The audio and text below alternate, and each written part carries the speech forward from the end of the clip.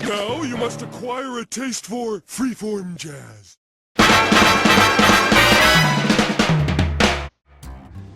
This show's amazing. It feels kind of empty in here. It's only me and Ryan this time around. You're the only ones who've seen this. No, Ted said he's getting onto it. I could give us some time. You can't force something like this onto a man. You know, they have to. Well, I was kind of forced to watch it in a sense, but I ended up enjoying it anyway, so it kind of works out. But so we did a Dragon Ball retrospective, and we kind of figured the next one we had to do was pretty much Cowboy Bebop. Pretty much. My favorite anime. Mine too. Of all time. Tied for top with the two others, but well, just depending on my mood. I'm really not an anime guy to begin with, so you know the competition in my case is not much. This, Fooly Cooly, and FMA, the original, are my top three. I like Fooly Cooly too, but I like Cowboy Bebop more because it's more of a constructed narrative. Probably Fooly Cooly you watch is because of. Well, it's a constructed narrative, it just doesn't make any sense. Yeah, but I'd rather have something that makes sense. You know, but yeah, Cowboy Bebop, this was amazing. So we're not gonna, since we actually, Cowboy Bebop is not a very long anime. It's only about 26 episodes long. Plus a movie. You know, this is not Dragon Ball. This is not Naruto. This is not Bleach. This is not whatever. Conan. Yeah, this series is not ongoing. It's not still running to this point. Was there ever a manga for Cowboy Bebop? It was anime first. It was anime first. Okay, so you know, so this thing has no filler of any sort. No, it's from it zero. has filler, but but that we'll be getting more into that as we go along. But I still, even as a whole, there's just one of the reasons why I love Cowboy Bebop so much is because even the filler's entertaining. You know, this show's amazing. Ad nauseum. But since this is an anime that both me and Ryan love to watch, you know, I had no problem before we even considered doing this retrospective to begin with. I wanted to refresh my memory, so I rewatched every episode. You'll see. I rewatch the series at least once every year. Not that often, but here's the thing. Though, like when I start watching an episode of Cowboy Bebop, if I happen to catch it on, I want to start watching the rest of them, whatever means I can. I also found out through this recent rewatch that Cowboy Bebop does not make for good background noise when you're trying to fall asleep because I'm too distracted watching the episode. That's freaking good. Yeah, I can't take my eyes off it. But so we're handling this retrospective with care. You know, me and Ryan love this anime series. We don't want to skim through certain things. We're going through an episode by episode basis. That's amazing. From episode 1 to 26. We're skipping the movie. Well, we can at least mention it. We can skim the movie. If there's anything we're going to skim the movie. Knocking on Heaven's Door. Yeah. Was it?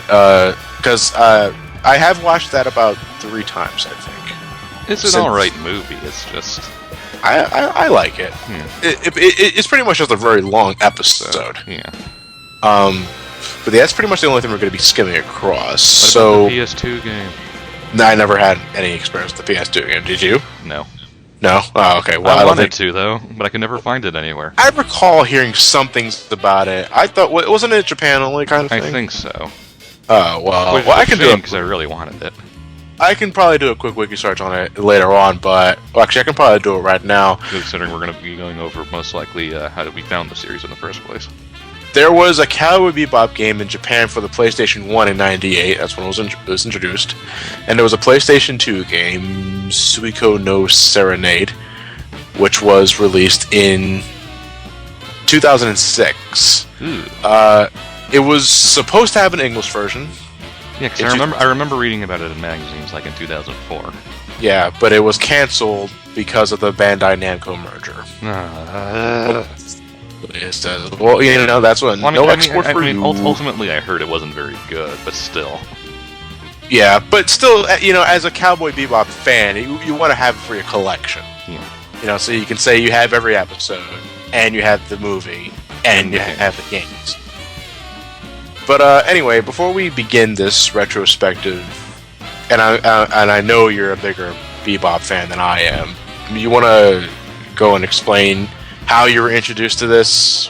What year was it? How, you know, pure luck? You just happenstance that you ran into this? Yep.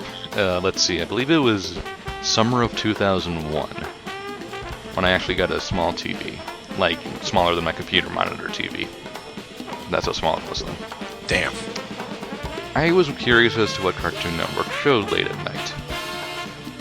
This is Adult Swim. Yeah, I know it's Adult Swim, but back then I didn't know. No. I'm just saying this is around. This is when Adult Swim was first introduced, wasn't it? Yeah, around the time. Yeah. Back when Adult Swim was good. But I stayed up really late one night during the summer. They showed Home Movies and Space Ghost Coast to Coast, which I remember enjoying. And, well, not to go too off a tangent, but I was more of a Space Ghost fan than Home Movies. I appreciated Home Movies for what it was, but... Yeah. Once it hit midnight, though, Inuyasha came on. Now, at that point in time, I knew generally what anime was. I knew Dragon Ball and Pokemon were anime, but I didn't really know, anime. I just figured it was, it's Asian cartoons. Okay. So Inuyasha comes on. I still remember what episode it was. It was, the one where Sesshomaru gets introduced, I think. So that was interesting because it actually showed all the blood, and they would occasionally swear. You liked it for its mature tone. Because it was different. Time. It was different at the time for what you were usually. I would assume. What shows were you watching at this point in time in 2001? SpongeBob. Oh, okay. It's a pretty. What about in an anime sense, like Dragon Ball Z? I'd imagine. It's basically just whatever was on TV at the time. Oh, okay. Because remember, this was 2000, 2001. There really wasn't streaming or torrenting. The best place to get subs of anything was just go to an import shop. Yeah, VH tapes, motherfucker. Yeah, hope for the best. Hope for the best. Yeah. So Inuyasha was on. I was intrigued by that just because it was very Japanese, and yes, that's the one anime that I consider a guilty pleasure. It's not good at all, but it's one of those. It's one of those original three that got me really into anime. So. I was never an Inuyasha guy. I give everyone one guilty pleasure series, and Inuyasha is just the one for me. Oh, okay, understandable. I just never found much interest in it anyway. I realize it sucks, but you know what? It was one of those shows that I caught all the time in tangents, and it was like, yeah, nope. Well, I watched it a lot again with the other two shows that I caught that night, just because again it was so different from what I had seen. I just kind of got hooked on it. Yeah. Let's see. After that, they showed Trigun. Trigun. Specifically, the episode they showed, I remember, was the one where Bash actually gets serious and takes out the Nebraska family one-handedly. And I remember that being totally awesome too, so I kept watching that. And then, finally, as I was getting tired about ready to turn off the TV, I'd catch one more show. Cowboy Bebop. Literally started at Session 1, Asteroid Blues. I was hooked. I stayed up every night for 26 straight nights. Well, not weekends, because it wasn't on the weekends, but every straight weeknights during that summer so I could catch every episode. During the weekends, you wondered, when's the show coming back on? Yeah. So you were lucky enough to be introduced to the very first episode. Oh, if you were catching it on cable for the first time, that's very lucky. Yeah. Well, for me, it was 2005, my first year in college. My roommate, Commander Yako, as you know him on the Let's Play channel. One of the Burly Men. Yeah, one of the Burly Men. He was my roommate, and he asked me, have you ever watched Cowboy Bebop? I told him I was familiar with it, because I, like you, I sprinkled through Adult Swim every once in a while. Didn't really watch much, mind you, because, well, for one thing, I wasn't really so much of a night bird, a night owl, I should say, around that time. Because, high school and everything, got projects to work on, all that shit. Yeah. And the first thing he showed me for Cowboy Bebop was Knocking on Heaven's Door, the movie. He told me, if you like this, I think we should watch the series. Because he had the entire box set. Yep, I still have the one I got many, many, many years ago. So I hooked up my TV, because I had the bigger TV between the two of us. And we popped in the movie. 16 or 18 inch. I had no, it was rather boxed. It was around 22 inches. Nice. Not very big at all. Well, in today's standards, anyway. But 4:3 ratio is pretty old school. But I had a box of Chips Ahoy. I had like half a gallon of milk ready to go. I watched the movie and I liked what I saw. wasn't the most interesting thing I've ever saw, but Well, I liked what I saw. Admittedly, the movie's the worst part of the series, I think.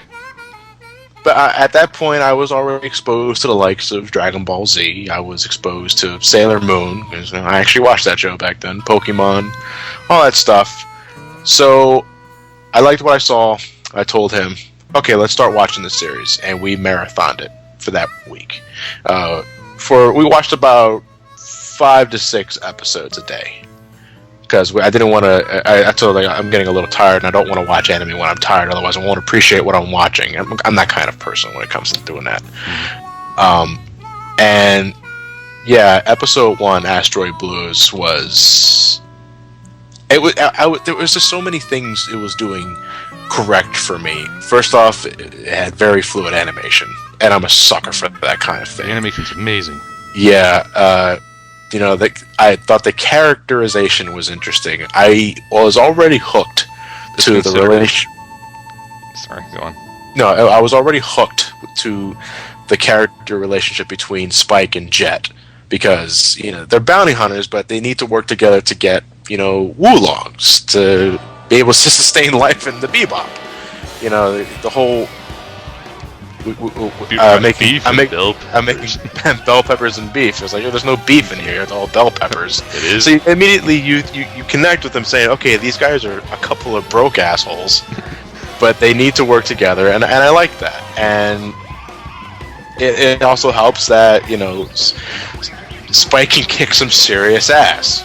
I love the fight when he's fighting against Bounce him off. Oh yeah,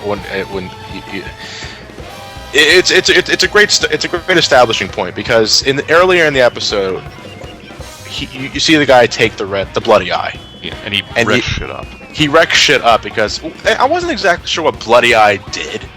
I think it was just kind of a stimulant, steroid type of thing. So it warps your perception of time. So it gives you ultra fast reflexes, I guess. Yeah.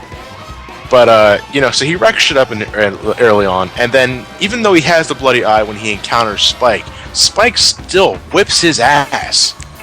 To the point it's like, okay, this guy is something you want to keep an eye on because the show. It also doesn't hurt that the show has what is considered one of the, if not the best dubs in anime. It's a dub that I absolutely love. I'm not too much of a nitpicky person that will. No, even the Japanese guys like the dub better.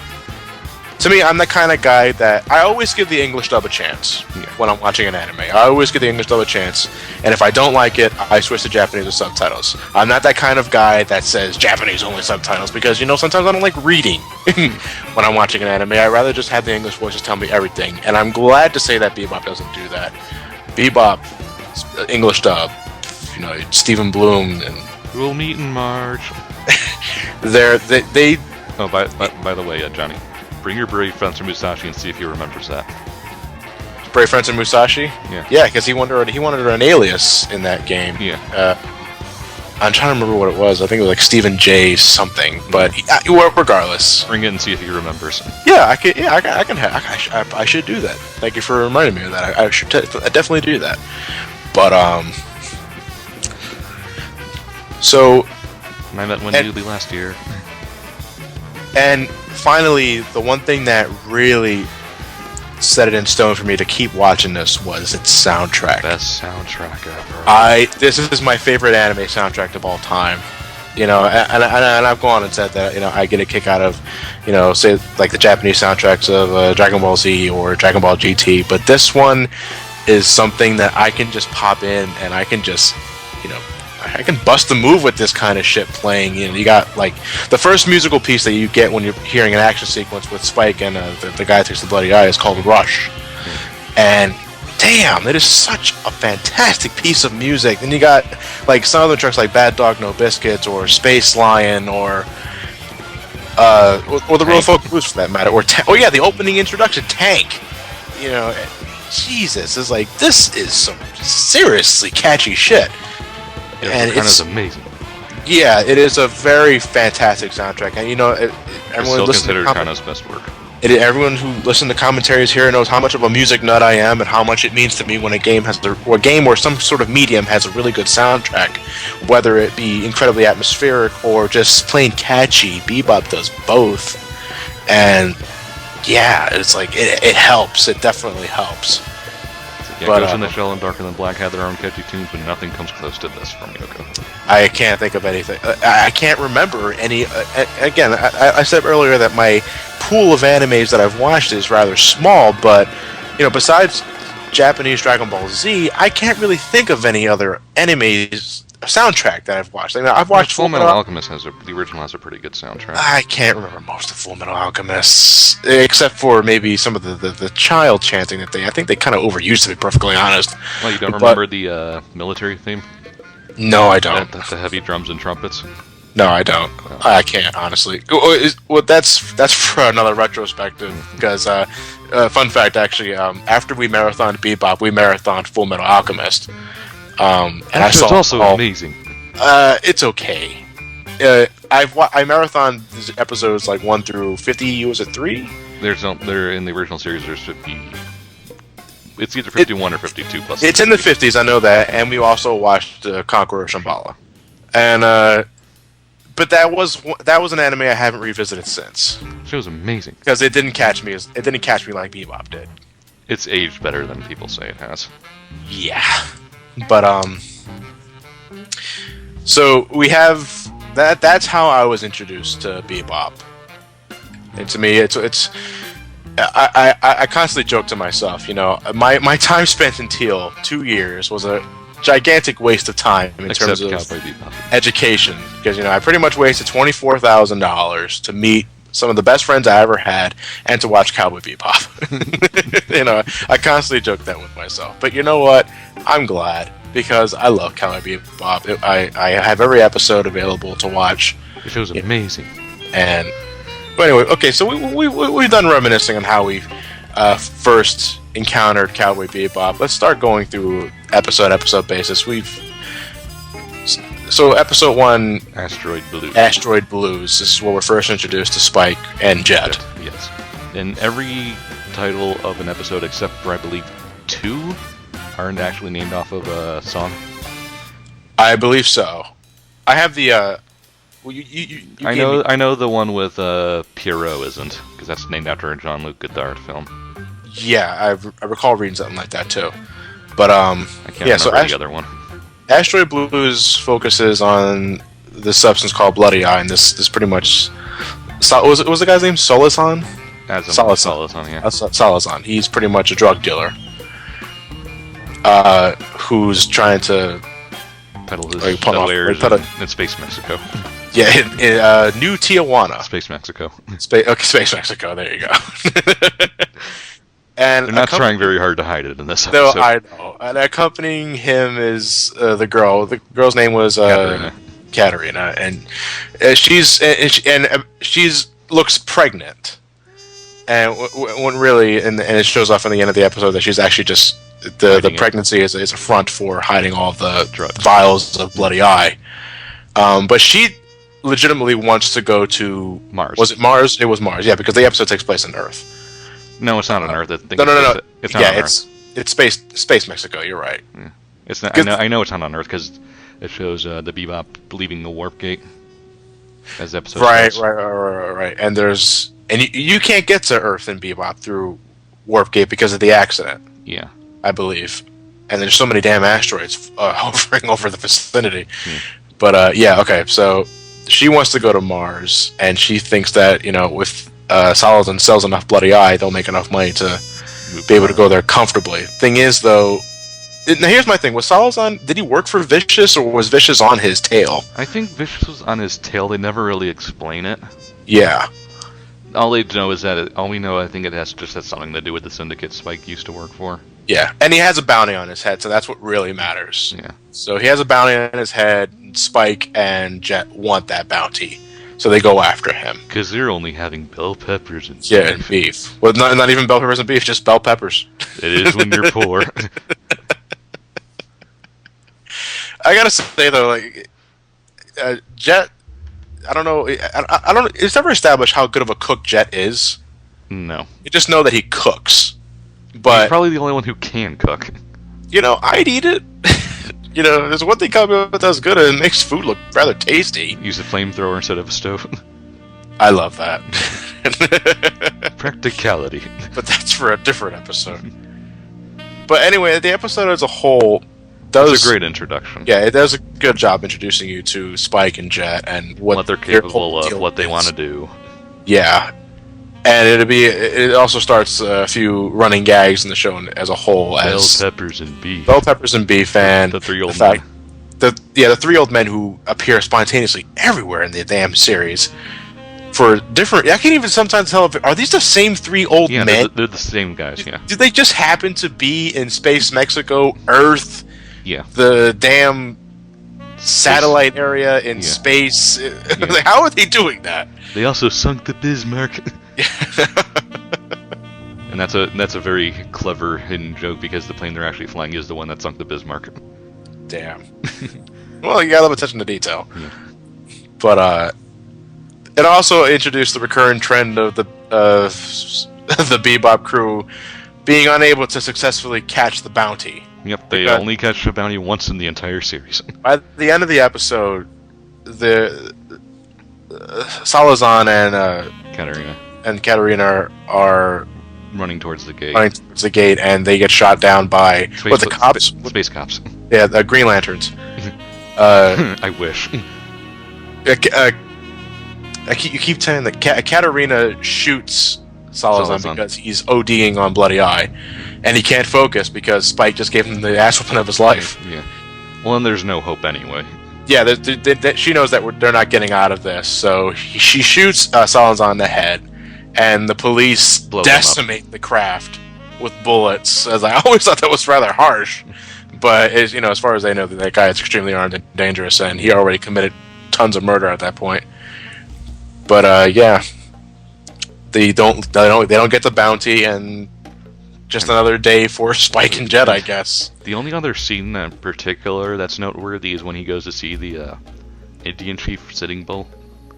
Yeah, the one that has a PlayStation in his junk pile. Does he? Yeah.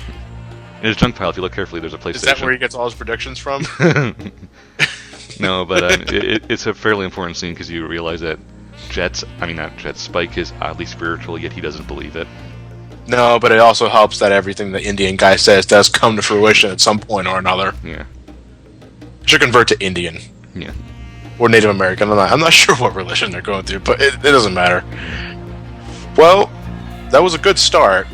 Again, it did catch me, and I immediately went into the next episode, which is Straight Dog Strut. This episode gave us Ein. The Wonder Dog. The Data Dog. That seems Spike, that way. See, yeah, pretty much. This is also another great hookup an episode because this one did more. This episode was definitely more comical. Yeah. Than session 1, because it's pretty. It's a dog chase. It's an elaborate chase sequence the entire time. Yeah. And Abdul Hakim. Yes. Who is another person Spike and Jet have a bounty on. They're after him. He goes in for plastic surgery because the photo they have is this Caucasian guy, but Abdul Hakim is quite obviously a very tall black guy. Which I'm reading here looks like it was a reference to The Way of the Dragon with Kareem Abdul-Jabbar. Yeah. Yeah, because Abdul here is also very tall. Yeah. So he has a very dominating presence. But to me, what sells Abdul so much is that he's very deadpan. Yeah. He realizes he has the Data Dog, and he's ready to sell it to someone. Yeah, someone for some reason just wants it. Yeah, as we'll find out, Data Dogs are worth millions. Yeah.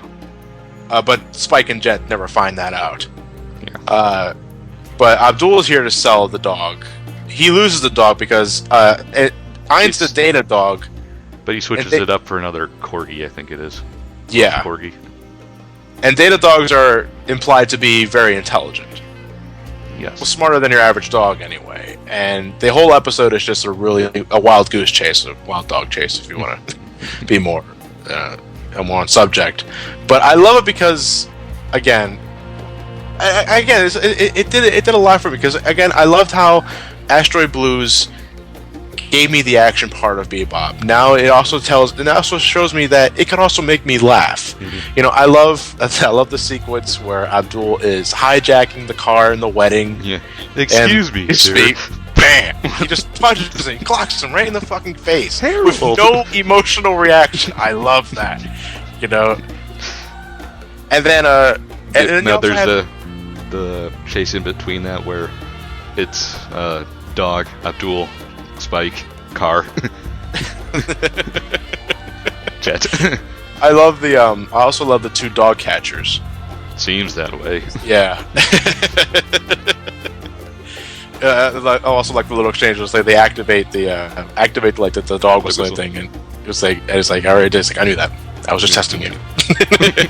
But again, that's something that's in the English dub only, I believe. Yeah. But again, that's the dub using, you know, English dialogue and humor to its advantage, and I love how Bebop does that. Well, they spend the entire conversation up before they use that as a, I really don't want to have to use this. Well, if we don't have much of a choice, making you think it's something really big and important. Nope, it's just a dog whistle. Yeah, it's just a dog whistle. That's a sort of like photon cannon or anything like that. No, it's a machine that acts as a dog whistle that attracts every dog in the neighborhood, and fortunately, the Ein just happens to hear it too. Yeah. But the episode ends with Abdul. He gets the dog, and he's inside the car that he hijacked from the wedding. But Ein, again, since the data dog shows that he's more intelligent than your average dog, manages to get out of the Manages to open the door. He jumps out of the car. Spike saves him by catching him with the ship. The swordfish, I think. Yeah, I think it's a swordfish. Yeah, I don't know how that works, but he did it. And Hakim flies off the bridge and blows. Flies off the bridge and lands in the police HQ. Yeah. And this is also where we're introduced to the bounty hunter show. For the first time, was pretty much. How y'all do it?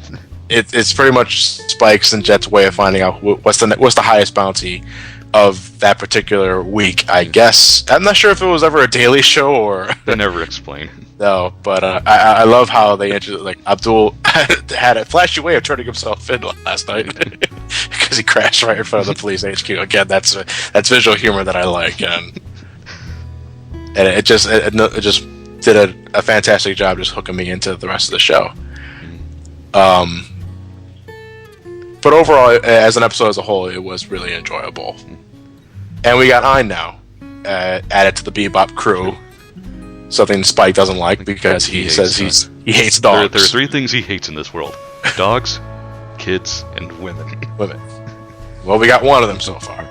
Can you tell where this is going? Yeah. Well, let's begin with session 3.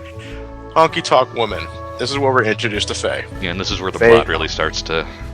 This is where things start to get a little more coherent in terms of the overarching story, somewhat. Yeah.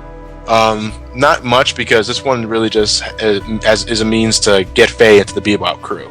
Yeah, there's a bit of info on some things, but only if you're paying really close attention. Nothing you're gonna get any more information on until you watch future episodes. This episode really just exists to get Faye into the Bebop crew. But anyway... Out in space, Vegas. Yeah. There's a space version of everything in this place. Well, because what we should clarify for those that don't really watch Bebop, Earth is desolate. There's still people on there, and you can still go there if you really want to, but for most part, for all intents and purposes, it's only, like, pretty much abandoned. Yeah. It's constantly showered with meteorites. It's pretty much unlivable. Yeah. For the mass human populace. Everybody's migrated to Mars. Or satellites. Or satellites. Or to space colonies. Or terraformed moons. Yes. Yes. But Earth is pretty much... No, you don't want to live there. You can, but you don't want to. Yeah, you don't want to, unless you're in a poverty setting. Faye Valentine, we're introduced to her in this episode, and the first thing we're told about her is that she's apparently lady luck. Nope, she just cheats. No, she's a swindler. She cheats to get what she wants, but she's still massively in debt. Because she's not good at getting away. Yeah, because she cheats, but she's not very good at doing that. So we're introduced. Faye's boss, was it, or the one that one of the guys who has one of her debts or something? Yeah, Gordon. Yeah. Makes her a deal that she will wipe out all of Faye's debts. Yeah. If she plays the role of a casino vendor or a card dealer? She plays the role of a dealer, and she has to collect a specific chip from the specific guy who just happens to look like Spike. In a sense. In a sense. Yeah, not same face or anything like that. Same suit, in a sense. Same suit and hair. Yeah, and because apparently the guy, the thing that Gordon wants is this poker chip that has a program inside the chip itself that allows them to unlock or crack any code. Yeah. A decryption program, you could say. A key within the... No, it's not the code itself, it's the key to get to the code. Yeah. A key within a key, you could say. Yeah. But he wanted to use it to, like... Hack banks. Yeah. Pretty much just, like, steal money and all that shit. And apparently this one guy that needs to deliver it is the only person that has it.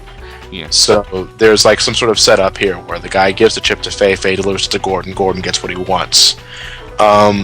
Unfortunately, Spike just happened to make that the day that they go to Space Vegas themselves. Spike looks like the guy that's supposed to deliver the poker chip. They bump into each other. Yeah, and... Switch the chips up. Pretty much. Okay. Hilarity ensues. Just keep going with it. They run into each other, the chips switch, because Spike decides to keep the last chip for himself. Which causes Faye to like, wait, that's not part of the deal. You're not supposed to do that. She's completely unaware that Spike's not the guy she's supposed to be talking to. And so the chip ends up getting into Spike's and Jet's possession. So there they are, wondering why is Faye so fascinated with this chip? Here's what I want to know. I forgot, because this is one of the first episodes I had to watch before we did this retrospective. Did Faye follow them into the Bebop, or did they save her from... They saved her from, I believe, one of Gordon's men. Oh yeah, who because... was coming after them because she screwed up. Yeah. So she was sending guys after them, and Jet had to drop his jackpot winnings from the slots. Yeah. It actually makes me wonder, because if Gordon knows who's supposed to be giving her the chip... Why didn't he just why say didn't they have the security guys go after the guy instead? Yeah, but... I mean, why didn't they just have him go to one of the security guys? Here you go. Bye. Yeah, give me the chip. That's the end of the story. Why they needed Faye was never clear to me, but whatever. They need Faye to get into the Bebop. That's how they're gonna do it. So they rescue Faye from from Gordon's men, and she ends up getting locked up because they don't trust her. They know she cheats because Spike has a keen sense for that kind of thing. Well, no, he could tell she was cheating at the card game earlier. Yeah, and Faye keeps telling them that she needs that chip. They want to know why. And then Jet inspects the chip and finds out what's inside the chip, and they want to make a deal with Gordon. Pretty much, they want like 30 million wulong for the chip. Yeah. And they try to do that. Gordon sends an exchange. Classic Mexican switch. Pretty much, they give the wulongs, or they in exchange for the chip. Of course, the case of money ends up being like a bomb. Yeah, so Jet figures that out. Yeah, and shit goes boom. The deal doesn't go through. Gordon ends up dying because. Yeah, just because they can't have any loose ends there. The chip gets blown to smithereens, so does the money.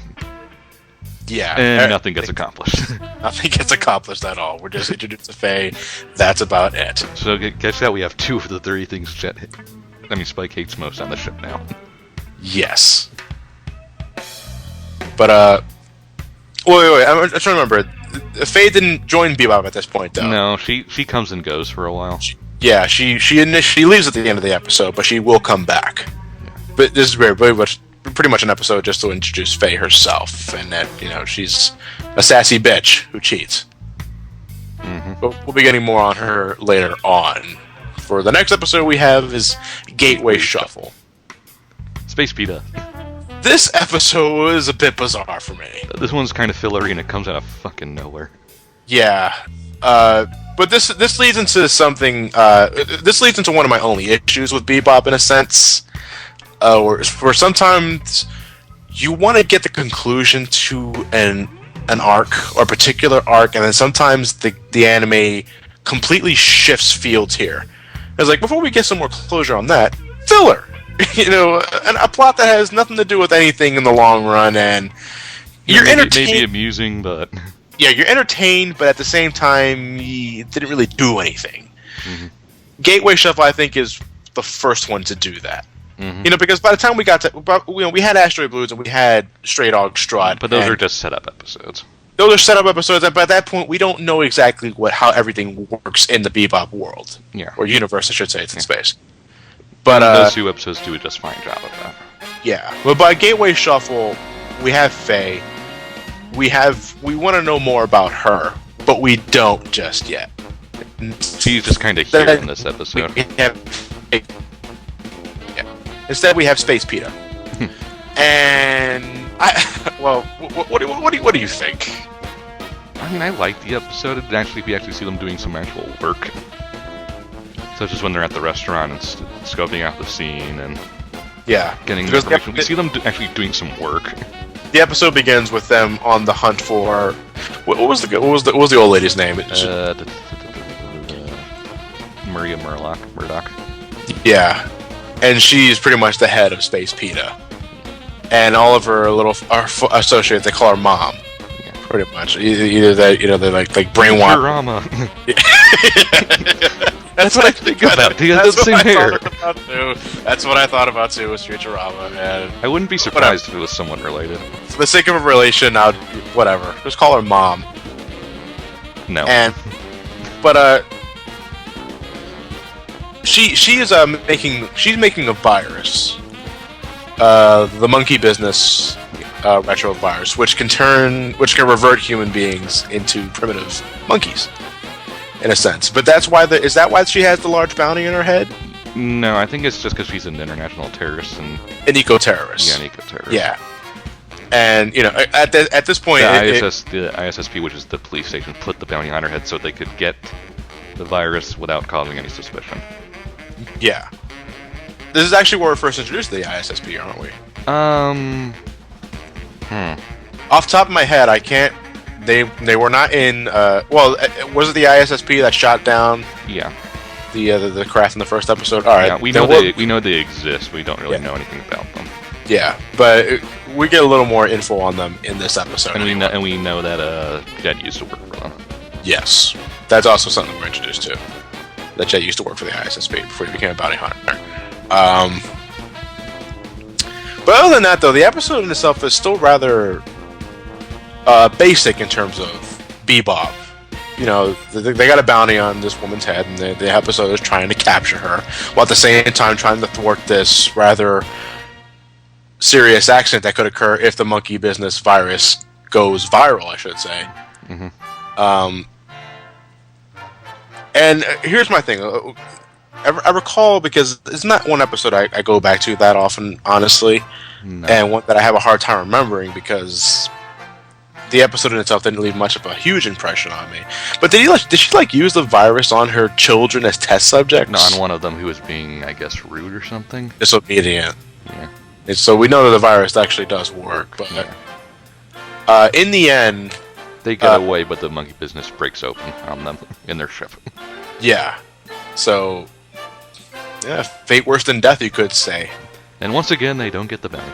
No, they don't. Unless you can, send monkeys in. You never said they had to be not monkeys. It's still them. Yeah, it technically still is. I mean, I would try it anyway. But then again, we don't know if the virus could spread through other means besides atmosphere. Yeah, I was about to say, instead of risking the virus spread, they probably just blew the ship up once they found him. Yeah, I wouldn't risk it. But then Faye more or less joins up on her own. Yeah. But now we're starting to get a bit of mood whiplash, in a sense, because the next session is Ballad of Fallen Angel. Yeah, I seriously think Gateway Shuffle's purely there just to be a bit more comedic before we get to this. That's actually a pattern I've noticed when I was rewatching the series as a whole. We'll get more into that as we keep going. But yeah, Ballad of Fallen Angels, this is where we start getting into Spike's past. Yeah, and this is where the real plot begins. Yeah, essentially. Spike used to work for the Syndicate. Red Dragon, was it? Red Dragon on Mars. And he was partners With Vicious, yeah. with Vicious, yeah. And, they worked... The Syndicate's pretty much space mafia. Pretty much. If you want to associate with anything, it's pretty much The space episode mafia. starts with Spike's old boss, Mao Yenrai, making a deal with another mobster, basically to truce. Yeah. Vicious doesn't like this, he kills him. Because he's a homicidal maniac. Yeah, Vicious is a ruthless asshole in this series. And was it on purpose that Vicious just looks like Spike, only with white hair? I'm pretty sure that was a design decision. Yeah, well, Vicious prefers the blade, while Spike prefers a gun. Yeah, so pretty much red Oni, blue Oni sort of thing. Well, I mean, Vicious uses guns plenty, but he prefers a sword. yeah. And the bird on his shoulder. Say hello, Tiki. So, but here's what I want to remember here, because this was when I said earlier, when I was marathoning the series earlier, and I said that Cowboy Bebop does not make for good background noise. This is one of those episodes I was watching that I attempted to fall asleep while watching, but I couldn't. Crow everywhere. Yeah, there was so my memory's a bit fuzzy here, but there was a bounty placed on Mao. Yenrai's head, yes. Yeah, right. Yeah, and that's what leads them to the Syndicate's territory, pretty much. Mm-hmm. And that's how they run into Vicious. Almost more like Spike gets Moku because it's someone he knows and he's back home. Is that he kind of goes off on his own for a little bit and reminisces. The clerk, was it Annie? Yeah. Yeah, her, the chunky lady. Yeah. And then she leads to Spike to say that he died like 3 years ago. We don't know exactly what that means, but what we get peppered throughout the series in general is we get like split-second flashbacks of Spike's past life when he's in the Syndicate, and one of them that pops up a lot is when he was getting surgery. Yeah. He lost an eye in a battle, and he got it replaced with a bionic implant, I guess. So Yeah. one eye is a slightly off color. Yeah, one eye is fake, one eye is real, one eye is bionic, which I'm guessing helps because it gives him enhanced vision, I'm sure. A little bit, I'm sure. I'm going to assume that's how it works, but so Spike obviously has some ties to the Mafia, and it's something he doesn't like bringing up. But this is also where we're introduced to Spike's past love. Julie. Sort of. Sort of. She's mentioned in passing, but you don't see her. Yeah, what would you consider Julia? That's her name, Julia. What was it, like one night stand that went horribly wrong? Sort of. Well, the point is, Julia had the hots for Spike, but she also had the hots for Vicious. And here's the thing, though. I wasn't ever clear that did they become enemies because of Julia? I believe it's more that Spike did want to leave the Mafia. Yeah, Spike settle did down with Julia. Spike, of course, wanted you don't just leave the Mafia. Yeah, that's what Julia warned Spike about. And then Vicious found out through Julia that Spike wanted to leave. And I guess Vicious didn't want that either because You don't just leave. Vicious is a dick, and Vicious always had the motive to become head of the Red Dragon. Yeah. Because he didn't like the fact that the 3 old crustedy bastards were running that place, and he wanted to change that. So I'm guessing he wanted to get rid of Spike because he didn't want any potential betrayal. Yeah. In a sense, but that also leads to conflict with Spike and Julia, and shit goes down. Something happened in the past, and they're there where they are now because of that. And this episode brings Spike and Vicious back together temporarily because there's the climatic battle in the church. Yeah. And loud music. Yeah, this is where we're introduced to what was the name of the song? Rain. Yeah. There's actually 2 versions of the song. One sung by a male, one sung by a female. Yeah.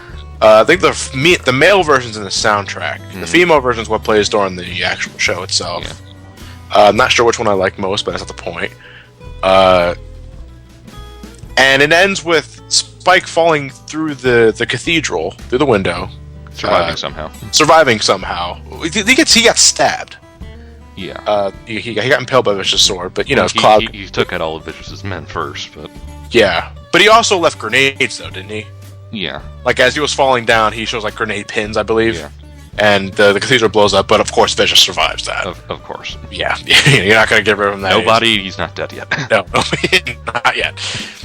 But that's pretty much how the episode... The episode is mood whiplash in a sense because we're delving into Spike's past. But it's important because we got a sense that, you know, we've established in Asteroid Blues that Spike's pretty badass, but at this point we haven't exactly discovered why he's good at what he does. Why does he know all these martial arts? Why is he so good with the adept in showing, in martial arts and all that stuff? And Battle of Fallen Angels gives us a little more history to that, and it does the job well enough. And the mood doesn't exactly brighten up from here on because I also think it has the only kind of, I guess, bad scene in the series to me. What is it? Faye is at the opera. Who are you? Vicious. Scared? It's like, what? You wouldn't just be scared of someone who says his name is Vicious. Well, his name's Vicious. You either think pimp or wrestler.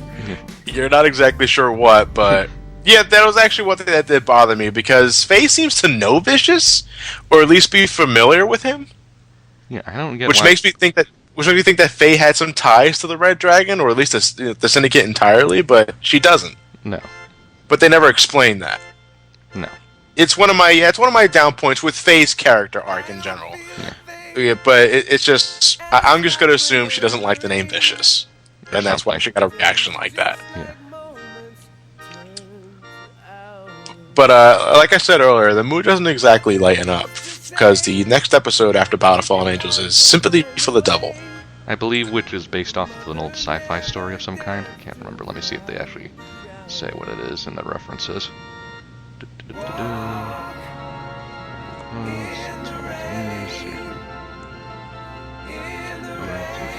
No, I'm looking at real references and they don't mention anything.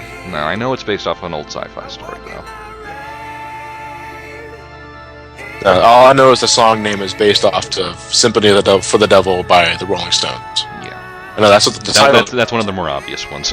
Yeah, but other than that, though, I don't know if it's an homage to a different sci-fi film. But while you're doing that, pretty much "Sympathy of the Devil" focuses on this kid that plays the harmonica, and they got a bounty on this guy's head. But they don't know... It's not the kid itself, it's the guy. It's not the kid himself, it's the guy who's with the kid. Well, I should say the butch-looking guy. I forgot the guy's name. No, it's the guy in the wheelchair. Is it the guy in the wheelchair, or is it the... Yeah. No, because the bounty is on the guy is on the dark-skinned guy first. Yeah. They follow him, and then he ends up getting shot and thrown out a building window when he comes across the guy in the wheelchair with the kid. And before the guy dies, because Spike couldn't catch him in time with the swordfish, he tells Spike to don't be deceived by the way he looks. Of course, leading you to believe it's the guy in the wheelchair. It's the guy in the wheelchair, and it's very easy to draw that conclusion because it's the guy in the wheelchair. What's a cripple gonna do to Spike? Yeah. But before he dies, he gives Spike this ring with a jewel inside it. But you're not exactly immediately told what it does until Jet does some research on it. And so they continue the bounty on the guy in the wheelchair because they follow. Spike takes his time to follow the kid with the guy in the wheelchair, and it's while that's happening, Jet and Faye are doing more research on the guy. Yeah. And they look at old news articles from like 100 years ago, and they noticed the kid looks exactly the same as he did then as he does now, which pretty much reveals that the bounty is on the kid is the real villain here. Because what happened was that this because of the gate accident? Yeah, it was because of the gate accident or something. The gate accident, which pretty much made Earth uninhabitable for a while, did something to the kid. Yeah. Like, there was something in the explosion that caused the kid's body to stop aging. And he's pretty much been stuck inside a kid's body for years. And, as And we all know being being an immortal stuck in a child's body will turn everybody into an evil psychopathic asshole. Who's really good at the harmonica. Yeah. And you think he'd try to keep a lower profile? yeah, he doesn't. He really doesn't. Well, first off, when Spike first encounters him, he's going through mysterious dark alleyways. Like, yeah, that's not suspicious at all, dude. Spike has every reason to follow you, and he ends up. The kid ends up tossing the guy in the wheelchair down the stairs to distract Spike. Spike gets a clear shot at the kid's head, but he ends up getting away anyway, which goes to show that not only... at that time he doesn't know it's... Well, at that time he doesn't know he's immortal, but there is obviously something wrong, because I think at this point already, we've already established that the kid is not all what he appears to be. Yeah. But if through this, Spike gets a clear shot in the center of the kid's forehead, but he survives, even though he left a big blood trail. But he recovers just fine. And then they hook up this device to the guy in the wheelchair that shows, like, a recent event that happened. And it tells us something that we pretty much already established at this point, that it was the kid that shot the guy through the building. Yeah. And Jet also finds out that the material inside the ring is the only thing that can kill him. Yeah, because it restores time or reverses time back to whatever was affected by the gate accident. Yeah. Whatever that means. All we need to know is that Bumble Jimbo. blah, blah, blah. It's what we need to kill the kid. So the kid once again fails to establish a low profile, hijacks a taxi cab, shoots the taxi cab dry, and kicks him out, which brings attention thanks to with Spike. And then they pretty much have this Mexican standoff. And it thinks he's immortal, nothing can hurt him. Oh, look, I have a special mean bullet from the gym that can kill you. Bang. Yeah, and of course the kid doesn't dodge it because he figures it's just an average bullet. No, but the bullet is actually covered with the material from the ring, and Spike gets a clear shot of the kid's forehead, and what do you know? It de-immortalizes him. That's a word I made up. And the kid rapidly ages to, like, 1056. Something like that. Something like that, and the kid immediately dies from, like, old age, natural causes, or cardiac arrest, whatever. But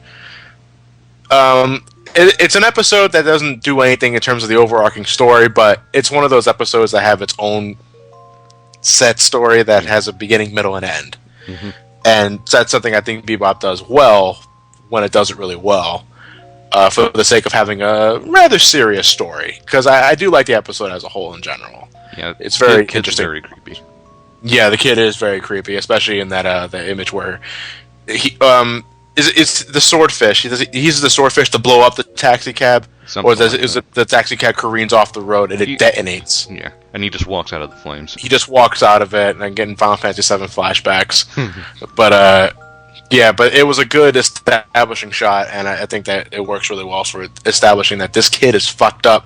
This kid needs to die. And Spike does it. Clear shot to the head. But the next episode after that is Heavy Metal Queen. Space truckers. Yeah. Yeah. Come on. I didn't actually draw that connection when I first watched this episode back in 2000. They use CVR radios. I know. You're talking slang. That's like I don't know. I feel so stupid for not catching that the first time. I'm watching it and repeat it. It's like, wait a minute, they're fucking space truckers. But what do they do? They ship stuff. What do they do? They're just regular space cargo. Yeah. So we're introduced to the Heavy Metal Queen herself, who we're not immediately given her name yet. We just know that its initials begin with, what was it? I don't know. Oh, damn, I would have lost the bet. There goes my Wulong. Yeah, because there's a running gag in the entire episode where people try to guess her name, and every time they get it wrong, they pay her Wulong, and she has like an enormous stack of it. But she doesn't like bounty hunters. For some reason. The episode begins with Spike and Faye trying to nab this guy who has a bounty on his head who has a dragon tattoo. Woody Allen. Yeah, Woody Allen. Yeah, thank you. I wasn't sure if I was the only one that thought that. Yeah, the guy looks exactly like Woody Allen. and he manages to get away. Because they assume it's not him. Yeah, because they assume the big butch guy that looks like he has a dragon tattoo on his chest is the guy, but no, it actually turned out to be some sort of like cartoonish eel. And Faye's like stuck in this some sort of Weenie world, Weenie Hut Jr. World. But the information on the guy's head is not exactly exclusive because there's a lot of bounty hunters going after this guy, and they all like regroup in this bar where the girl herself stays every once in a while to get a drink, and she ends up causing a scuffle with the bounty hunters themselves, and she starts defending herself. And Spike, who's suffering from a hangover, it's best if you hold your nose while you drink this. Yeah, he what is he like usually? Like a combination of a raw egg and some hard seltzer water. Yeah, I believe some spice. So that it helps for hangovers. Yeah. Of course, the scuffle breaks his drink. Breaks his drink. He can't have it. I think that like pisses him off. So he helps the girl out. The girl's completely unaware that Spike himself is a bounty hunter. Yeah, she thinks he's just a poor schmuck with a hangover. Yeah, she thinks they're all the same. But we find out a reason for that later on. But so Woody Allen gets away, and they start chasing him down, and she uses the power of CBR radio. CBR radio in space to inform all other space truckers that if you see someone that looks like him or driving the vehicle that he found getting away at, then they should keep her in touch. And they do, and he ends up hiding out in some sort of abandoned mine that's it's full of explosives, I believe. Yeah. And it pretty much the episode after that becomes the guy. He blows himself up pretty much because Woody Allen's constantly carrying these explosive vials that I think spill out of his pocket and causes an explosion. So the guy's dead. Yeah. So there goes another bounty. But Spike and the girl herself are stuck because the debris is blocking the way out.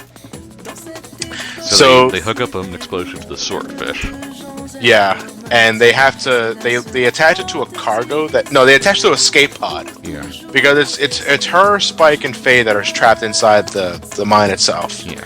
And the way out is blocked. So what they have to do is they have to attach one of the explosive vials. No, they have to the vehicle that Woody Allen was driving had explosive cargo. Yeah. Very sensitive. It's like nitro, actually. Yeah. Careful, Faye. Yeah. She pokes it and it doesn't explode. Bullshit. They attached a box of that shit to an escape pod that has jet boosters. Well, it's an escape pod, I imagine it would. No, it doesn't have. I don't think it has boosters. I think that's why he has to jump out of the swordfish. Well, they had to jump out. Well, wait a minute. This is also the episode where he says it's time to do his trick? Yeah. Apparently, you can survive the vacuum of space if you just plug your ears and hold your breath. Yup, you can. Can you? Yeah. You have internal pressure. As long as you're alive, your internal pressure will keep you safe. I would have supposed so, but He was only out for a few seconds. I know, it's just that the vacuum of space, I think that no matter how well you plug your ears up, that's not going to help you. It's the same reason all the air, and it's the same reason why water doesn't fill your body up when you go underwater. Well, not yet, anyway. Yeah. Give us some time. You have internal pressure. As long as you're alive, your internal pressure will keep it out. And keep the stuff you need in. Alright. So obviously, if he ran out of breath and died, obviously he would fall apart due to decompression. Yeah, well, you also decompress after a while. Yeah. Because it's a vacuum. Yeah. But it was something that was hard for me to swallow at first. Yeah. No, you can't do that. He was only out for like 5 seconds. Yeah. But anyway, they attach the explosives to the space pod. The space pod is launched to the area where it's debris. The place that's blocking their path. It explodes. They get out, and then they find out the girl's name is what was the girl's name? Damn it! I know the initials were VT. Her initials were VT, and Spike figures out that her name is Victoria. Victoria Turbospore, or whatever. But but Spike doesn't take because he just takes his Wulong back. Yeah, he just takes his Wulongs back, and that's pretty much the end of it. The bounty's lost, but they made a friend with Victoria, who we never see again.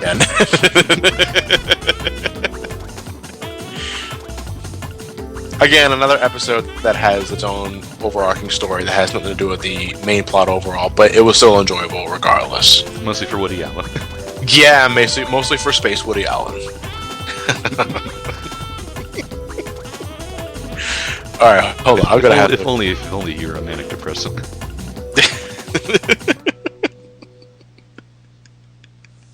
I wonder if Woody Allen himself has ever seen this episode. I don't know.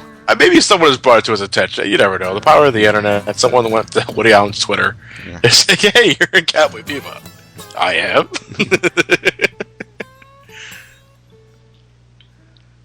Yeah. Heavy Metal Queen also had that waiter chick who looked like she needs to belong in another anime and not here. Yeah. Because she's like the typical dumb blonde. Yeah. I think that's the joke, that she doesn't belong in this universe. Yeah, because she sticks out tremendously. There's like no other girl in the series that looks like her. Yeah. She got a baby blue suit, lipstick, light blue eyes. Yeah, and it's like, wow, you go away. Yeah. It's also the only episode that has a really hard rockin' song. But then again, that's kind of the point with the title. But... Yeah, oh yeah, that was nice. Like visual gag where she like blasts music and it's Spike. quite soothing, actually. No, I remember the preview for the episode as well from the one before that. It was blaring the same song, and the dub actors were having to try and talk over each other to get the preview across. Yeah, so they were actually blasting music in the air to get a little more authentic. But I do like though, like during the process where Faye has to extract the nitro from the cargo, Victoria figures you need to calm your nerves, so let me blast the heavy metal music to get your ass moving. I was like, look, you idiot! you want them to die or what? But it works. Yep. I do like the episode. I do too. But the next episode, Session 8, is Waltz for Venus. The only time they actually get a bounty. Yeah, the episode begins with the Bebop crew in an airliner. Was it a space plane or was it a plane? It was a space plane. It was a shuttle. Yeah. Star Tours. Yeah. And there's a group of 3 people Huey, Dewey, that and are... Louie. Yeah. Oh, is that what their name was? Yeah. I didn't even realize. I didn't look at the screen with their bounty on Their names are Huey, Dewey, and Louie. Alright, I know what that is homage to. Dur. But they pretty much attempt to hijack the plane. They and Spike take care of them, no problem. Well, before that, they realize that Spike and Faye are non-compliant to their threats because Faye, she's running her own thing, and Spike's asleep. And the mask that he's wearing, it's one of those masks that you put over your eyes that makes it look like you're awake, but you're actually not. The first shot you see of Spike, when you see that he's sleeping and he has that mask on, I was rolling on the floor because that mask looks so fucking derpy. And then they get a close-up of the guy who's obviously angry at Spike because he thinks he's awake but he's actually sleeping. I love it so damn much. This is a great open for me. But and just to show how much more of a badass Spike can be, he wipes out the hijackers while waking up. Now, at first, I wasn't sure if he was just showboating, but no, he's actually just accidentally taking out the hijackers as he's waking up on the flight. Damn. I kind of wish he kept the mask on, though. But, yeah, but this is actually a really rare occurrence in this. It's the only time in the entire series where they actually collect a bounty. They collect the bounty on screen. Yes. There is another occasion where they actually get a successful bounty, but an on-screen bounty from beginning to end, they actually capture the fucking fugitives. They get a successful bounty, 1.5 million oolongs. And, you know, they split it up between the 3 of them, and life is good, although Faye goes immediately to go gamble it away. Most likely, that's not the point of this episode. No, that's not the point of this episode. The point of this episode is the shuttle takes them to Venus. Yeah. Because that's the place that they have to land. Because a successful bounty, they're not going to cause the plane to make a U-turn towards the Bebop. Yeah. And it's here where Spike meet. Well, actually, one of the passengers on the plane was this guy named Rocco, who saw Spike take out the hijackers. Very impressed. and he wants to be like an apprentice to Spike. Spike obviously is very annoyed by Rocco because Rocco is trying really hard. He's an idiot. Yeah, he is an idiot. And you know what? I'm gonna admit something. I didn't like Rocco when I first met him. I think that's the point. That's the point, though. You're not supposed to like him. But there was just something about Rocco. I was like, oh, please shut up. Tell this asshole to go away, please. Because, I get it. Like, you're not supposed to like him. But this guy's doing a really good job at that. Like, I don't remember this episode anymore. Please go. So Rocco shoves a flower onto Spike, tells him to keep it safe for some reason, and runs off. Yeah. It is also find out that Venus's atmosphere is also mostly helium. Helium sickness. Helium sickness, and you get that out. You get that occasion where Spike accidentally goes chipmunk for a second before he gets, was it a pill from Rocco? Yeah. That clears his voice up. But it turns out that Rocco was kind of knee-deep in shit. Because there's this plant. Well, backing up a little bit, there's apparently a disease on Venus where the spores from the plants are poisonous. Yeah. Not to everyone, but to a Not to everyone, but when it does affect someone, it affects someone rather harshly. In this case, Rocco's sister. Yeah. She was blind. She was born blind, I think. No, she was blind because of the... Was it? Because I think I recall saying... I think otherwise the flower wouldn't work, but it was natural blindness. No. Okay, well, anyway, her sister is blind, and the only thing that can cure her... Yeah, it says here it's because of the Venus sickness, not because she's actually blind. No, I knew it was the Venus sickness that made her blind, but I thought it affected her at birth. Maybe, I'm not sure. Yeah, that's what I was referring to. But anyway, it turns out that the only way to cure her blindness is with the rare flower. The rare flower, the gray ash. And these poachers or mobsters... Yeah. Want the gray ash for themselves so they can pawn it, I guess, from Rocco. Well, no, Rocco worked for them specifically to eventually get it. And now that he's got it, he's basically trying to run away with it. Yeah, he doesn't want to give them to the people he works with. He wants to use it to cure his sister's blindness. And that doesn't really work out in the end. Well, what would happen, we get an establishing scene earlier with Spike.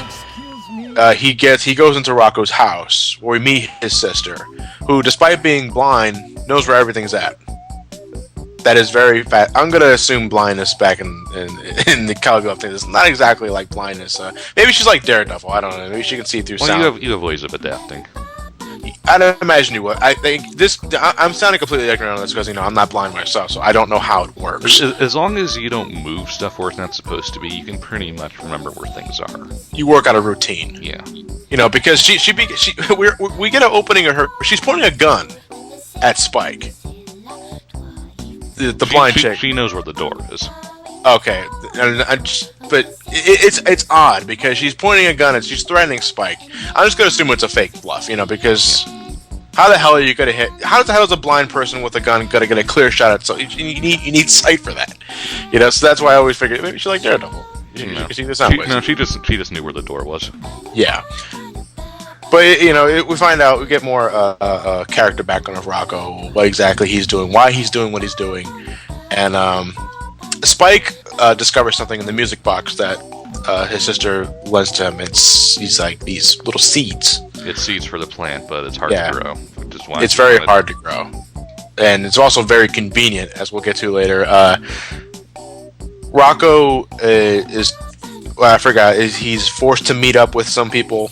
Yeah. In this area, undisclosed area, and apparently he doesn't want to give the plant up. So a shootout occurs. Spike is able to get to where he is, but he ends up losing the plant because it drops. And it's also very sensitive to the atmosphere because the moment the glass breaks, the plant shrivels up. And that's the end of that. Rocco ends up dying because he gets shot in the back. After giving someone to throw around for once in his life. For once in his life, a moment of triumph is immediately shot in the back. No hero for you. You feel kind of bad for that, but can't have too many hanging plot threads in this series. So Rocco dies, but the seeds end up being seeds for the gray ash plant, so they're able to grow some more. and they're able to, use it to cure. It's assumed it doesn't happen on screen. It doesn't happen on screen, but Spike goes to visit the hospital where Stella, that's her name, is getting ready to receive the surgery, and she pretty much feels out Spike's face to learn that Rocco died. But he doesn't say it outright, but she tells Spike what Rocco was like, and Spike pretty much says, well, you know him better than I do. He's the exact person you think he is, as in a good-natured guy. A bit of an idiot. A bit of an idiot. Kind of deserved to die, to be honest. But, a good-natured guy, and it's a bittersweet ending, you could say. The girl's gonna get cured, at least we think we do. I think it's assumed, but... but I think she'll be fine. It's somber. Yes. And it works. So... Mood Whiplash. Yeah, it was time for another Mood Whiplash episode, but this time in the positive light. Jamming with Edward. Ballad of Angels gave us the Mood Whiplash in a negative sense. Jamming with Edward gives us the positive Mood Whiplash. This is where we're introduced to Edward, or his full name that she gave herself, which Edward was... von Popolutivluski III. And it's a nickname she gave herself. So, well, the episode begins with a satellite. A satellite with artificial intelligence. And it's drawing stuff on the planet Earth because it has nothing else to do. Yeah, it's bored. It is very bored, it's very lonely, and I think it's going mad from the isolation, pretty much. And there's a bounty on whoever's doing this. Yes. Because they think someone's hijacking the satellites and doodling with it. Yeah. They're completely unaware that the satellite itself is self-aware. So they decide to go investigate.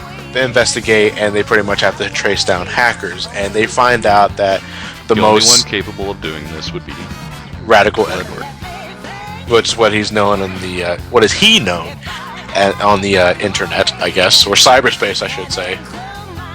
Well, no, it's called the Outer Net in this series. That's a joke. Yeah, I get it. But as we find out, Radical Edward is actually a girl, or sort of guy. I'm not sure. It's a girl. Edward's a girl. Yeah, it's obviously a girl. Yeah, but and she ends up befriending the satellite because Edward in herself is pretty. Well, not only socially awkward as fuck, she doesn't have anybody to talk to. She's alone. I think she's pretty clearly at least some level of autistic. You think so? I never really got autistic from Edward. I just think that because, as we'll be getting later into the story, she doesn't have really anybody to look up to. She grew up in an orphanage, but she was still socially awkward as fuck.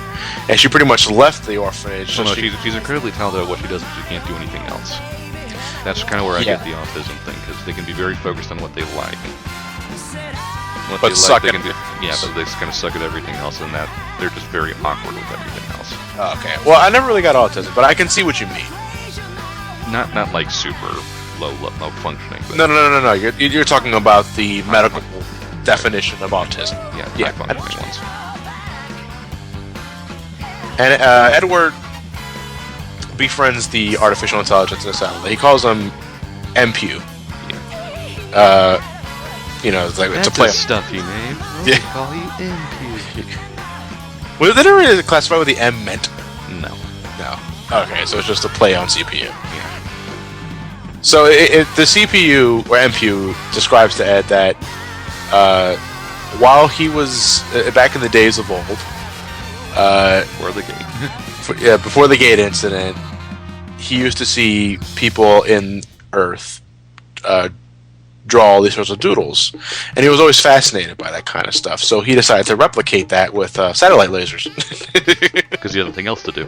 No, he has nothing else to do. It's not like he has like little tiny laser pointers. No, he uses his fucking artillery cannons to draw the doodles on the continents themselves. And it's a good thing the Earth is so desolate at this point, because he could be causing some serious amount of casualties, unless he lives in the Batman Beyond world where all the buildings are empty and nobody's using the parking lots. And everything just conveniently explodes. Yes. I hate that part. But okay. but they find out via Edward. Who is apparently a fan of some kind. Yeah. It should also be noted that Edward is tracking down the Bebop at this point. For some reason. For some reason. They never exactly explain why she's stalking the Bebop. I think she's more just curious that a bounty hunter group's actually there. It could be that. I always figured she just wants friends, damn it.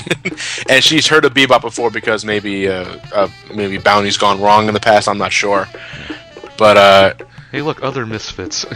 She helps Bebop establish that it's the CPU. It's the CPU, it's the satellite that's causing all the problems. But they have a hard time getting close to the satellite because lasers, and it has automated defense systems, and they're having a hard time to get close. And the police are on the tail of it because they know that the CPU is the cause of it, and they want to deactivate it. So Edward offers CPU to come with them by copying his core or his data into this into this database so they can take it with her to the Bebop. But that ends up not working because the moment she tries to do that, she gets fried. Yeah. And then the satellite ends up going kaput anyway. So no bounty. No bounty. Goodbye, MPU. No, even though I remember at the end of the episode, the bounty show states that it's technically not a living being, so the bounty is null and void. Yeah. And earlier in the show, Edward promises to help Bebop with the whole bounty issue if they promise her one thing. Faye promises her one thing, which they try to back out the last second, and the promise ends up that Edward wanted to be a part of the Bebop crew. And this is actually something they foreshadow earlier in the episode, that Ed is capable of wirelessly hijacking air vehicles. She does it with the toy plane in the beginning, and then she does it to hijack the police vehicle to get them distracted. Yeah. And then she ends with it doing to the Bebop ship. To turn them around to pick her up. Turn them around. It says, "You're not ignoring me." And they end up recruiting her to Bebop. So now, the three things that Spike hates the most are on the ship. You got dogs, you got a female, and you have a kid. I love. Why are all these conveniently on our ship? I love that. That's fun story writing. I love that. What do you think of Edward personally? I think she sticks out like a sore thumb, but she oddly fits in just kind of a weird way. It's kind of weird that I was watching Fully Cooley in conjunction with this show. And it was like, when did Fully Cooley bleed in the Cowboy Bebop? But I like Edward. Edward is that kind of weirdness you need to keep things kind of sane from all the seriousness. Yeah, even though the series in itself was doing an already good job of that before we got Edward. Edward is there to remind us that things aren't really that bad when we get to the really dark episodes further down the line. And we're getting closer, too. I also love the Cats on Mars song. Which one is that one? Ed's theme. The theme that immediately pops into my head is the one that plays as she's hijacking the Bebop to make the U-turn. Yeah. Cause that's in the soundtrack, too. I don't remember what it was called. I think that they're playing Cats on Mars during that. And she ends up becoming good friends with Ein, because they seem to connect. I don't know what the relation is between the two, but Edward works as a character. There's something I always look forward to seeing what Ed does. Yeah. Even though I'm more emotionally connected to Jet, Spike, and Faye somewhat, Ed I want to watch because I want to see what she does. Because she's just weird. Yeah, she's very weird. And she doesn't get in the way, I should say. No, she doesn't have a whole lot of screen time, and they use her effectively when she is there. Yeah. It's not like Jar Jar Binks or anything like that. No, she knows when to stay out of focus, and she's there to give us a laugh for maybe a minute or two, and then back to the plot. And I like that. All right, but the next episode after that is Can We Eat Elegy. This is where we start getting more info on Jet's past. Pretty much when we get half of Jet's past. More accurately, his past love life. Anyway, how's your sex life? Well, hi, Mark. Is Mark in the room with you? No. Well, actually, the guy that has a bounty that kind of looks like Tommy Wiseau. No, I'm kidding.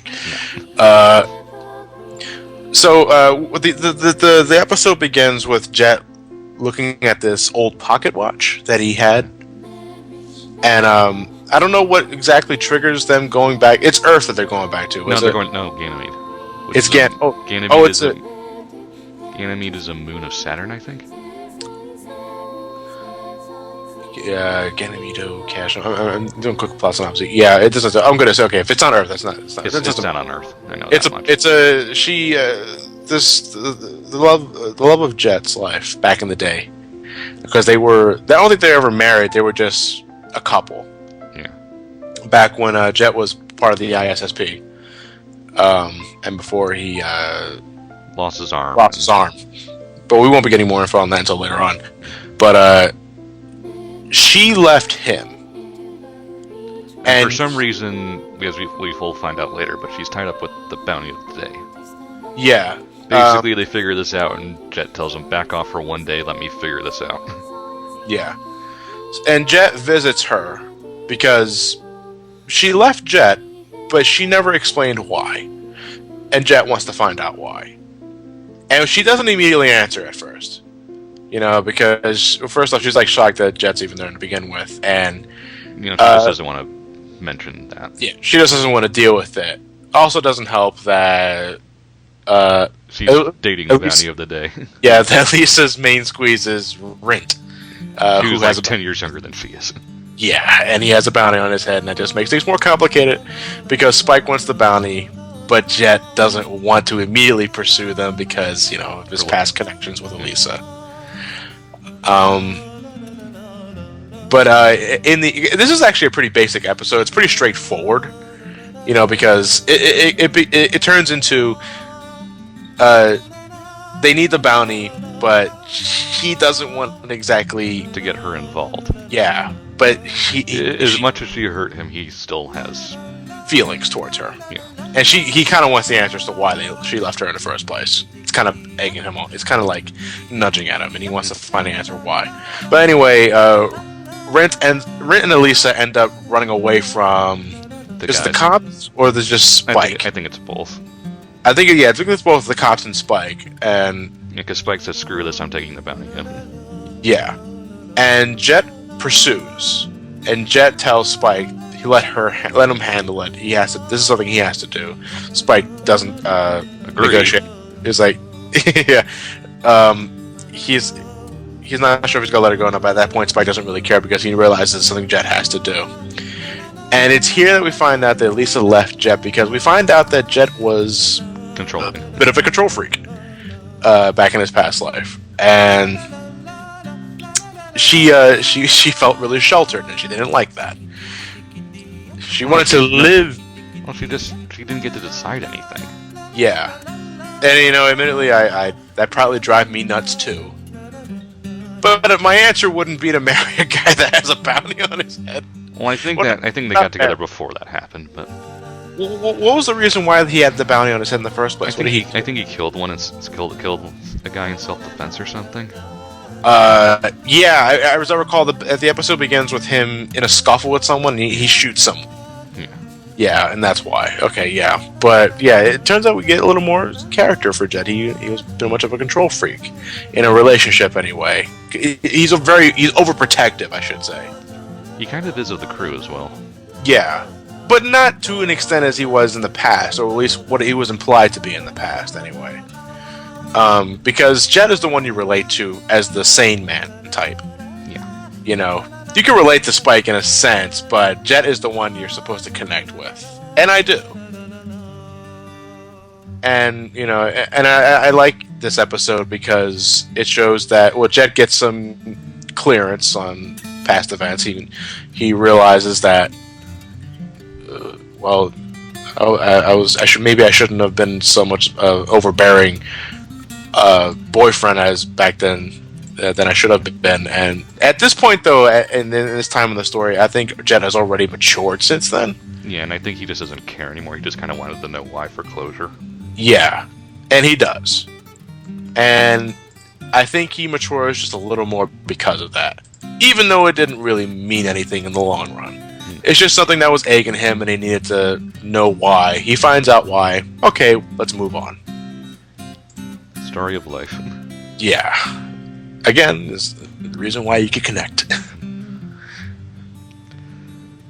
Toys in the attic. Aliens. Aliens. Cowboy Bebop's homage to Alien. That's exactly what they're going for this one. This episode comes out of nowhere. Again, this is another filler episode in a sense because nothing happens in this episode. Oh, but I find this much more enjoyable than Gateway Shuffle. Yeah, well, because it's more of a straight up parody. Yeah, it is an affectionate parody of Alien. What happens? A little bit of 2001, but you think you got 2001 out of it? I got more Alien and everything. Well, it's like 99% Alien, 1%. Yeah. Okay, so it doesn't really mean anything. But something is roaming inside the Bebop. While they're out of gas. Well, they're out of gas and they're out of food. Yeah. Really. And so they're drifting in space. No, they got the autopilot on to drift towards the next station they need. The next station they need. So it's just a matter of them waiting it out. Bored, hungry, tired.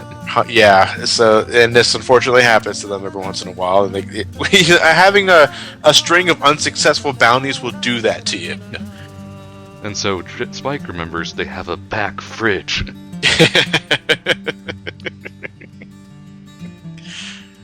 And who was the first thing? Jet. Jet finds the back fridge first. Jet finds the back fridge first, opens it up, and something comes out of it. But it's not immediately apparent as to what it is. All we know is that they find Jet near the back fridge, and now he has some sort of purple bite mark on the back of his neck. They don't know what it is at first, but they get him examined inside the ship. And Ebola virus. No, that's one sequence I like. Is that I don't know? Was he paralyzed at that point? No, I think he was just tired. He was just tired, and Spike is looking through the database of possible viruses that he could be suffering from, and he's naming them down the list, and you get a different reaction from Jet every time he hears something serious. But Spike says, "No, that's not it." Yeah, I love that. Virus. Ooh, no, definitely not it. I do like that sequence. But it ends up getting a little more serious as Jet pretty much collapses. He passes out. So they're not sure what it is, but there's not really much I can do about it. So Faye goes into the shower. Her bath, whichever. Her bath, whatever it is, and she ends up getting attacked by it. At this point, we actually see what it is at first. It's some sort of black sentient goop. Yep. Blob monster. Yeah. And it attacks Faye. She gets bit in the leg. Because I think at first they just think he's just sick. Yeah. And then at this point, it gets to parody horror territory. Yeah. And let's split up, gang. Yeah, because they realize that something's wrong. Spike realizes something's up. So there's only people left to help him, Hein and Ed. Hein and Ed. Oh, God. Both of whom just decide to go off on their own. So Spike, not one to take any chances, goes into his armory, I guess. He gets a pair of thermal goggles, which allows him... Flamethrower. And a flamethrower. Fucking flamethrower. But because actually there was an establishing shot earlier that he tried to shoot the thing, because he does it earlier. He shoots it and it doesn't do anything. Yeah, the thing is very fucking mobile. This thing is agile. This black goop has it out for the Bebop crew. But nothing seems to be working at points. And then we never actually see, like, Ein gets bit, doesn't he? Yeah, at some point. It's nowhere near as deep as like Jet or Faye getting bit, but he scratched off the list. So he's down for the count. We never see anything happen to Edward, though. No, she's just wandering around. She's just wandering around. She's suffering from. She's oblivious. She's getting it worse with the starvation because she starts like sleeping and daydreaming that she needs food. Yeah, she's just oblivious. Yeah. So then we get the best part of the alien, the true alien parody. The parody where Spike gets himself equipped, he has a flamethrower, he has the thermal goggles to see it, and then he's failing miserably trying to catch this thing. And of course, I think my favorite sequence in the entire episode is that I'm trying to remember, is he running away from it, or did he already incinerate it and he's just trying to cool off? Where he locks the thing... No, he's running away from it. He's running away from it, trying to shoot it with the gun. It's not working. He locks it into the hatch. Yeah. And then he's catching a breather. He takes his cigarette. And it's gone, because he burned it up with his flamethrower. His cigarette's bent up, and he realizes, you know what, I might as well smoke anyway, but he doesn't have a lighter. So he takes the flamethrower, points it at the cigarette, and completely incinerates it. It's a visual gag that I loved when I first saw it, because it just, it's totally nonchalant. It's like there's no dramatic camera angles or anything. No, it's just one still shot of him trying to light up a cigarette. He has no lighter. Uses the flamethrower to light it up and completely incinerates it. And then that's when he remembers the back fridge. Yeah. I remember late last year, I managed to get my hand on something lobster. Now, thinking Jet was going to take it from me, I hid it in the back fridge to save later. And I completely forgot about it until now. So it was sitting in the fridge for an entire year. Space fridge. You don't want to know what happens to your fridge when you leave food in it. Oh, I can guess. I was actually cleaning out my fridge a few days ago when I realized some sort of smell was permeating from the bottom of the fridge. Was it a black blob monster? No, it wasn't a black blob monster. Though given a few more months, I'm pretty sure it would have became one. It was rotten cucumbers and tomatoes. And they're not something you want to see rotten to the core. I thought someone took a shit in our vegetable compartment. But, yeah, so it turns out that this thing is the molded lobster? Yeah. Yeah, it's the... What happens is that Space lobster. Spike goes back to the fridge, the source of all the evil, and opens it up, or at least attempts to open it up, because he only gets about a few inches in. He gets a quick glimpse inside the fridge, and then immediately shuts it. It's like you don't want to look. Turns off the gravity, shoves it out. Yeah. He goes to the ejection part of the ship and kicks the fridge out.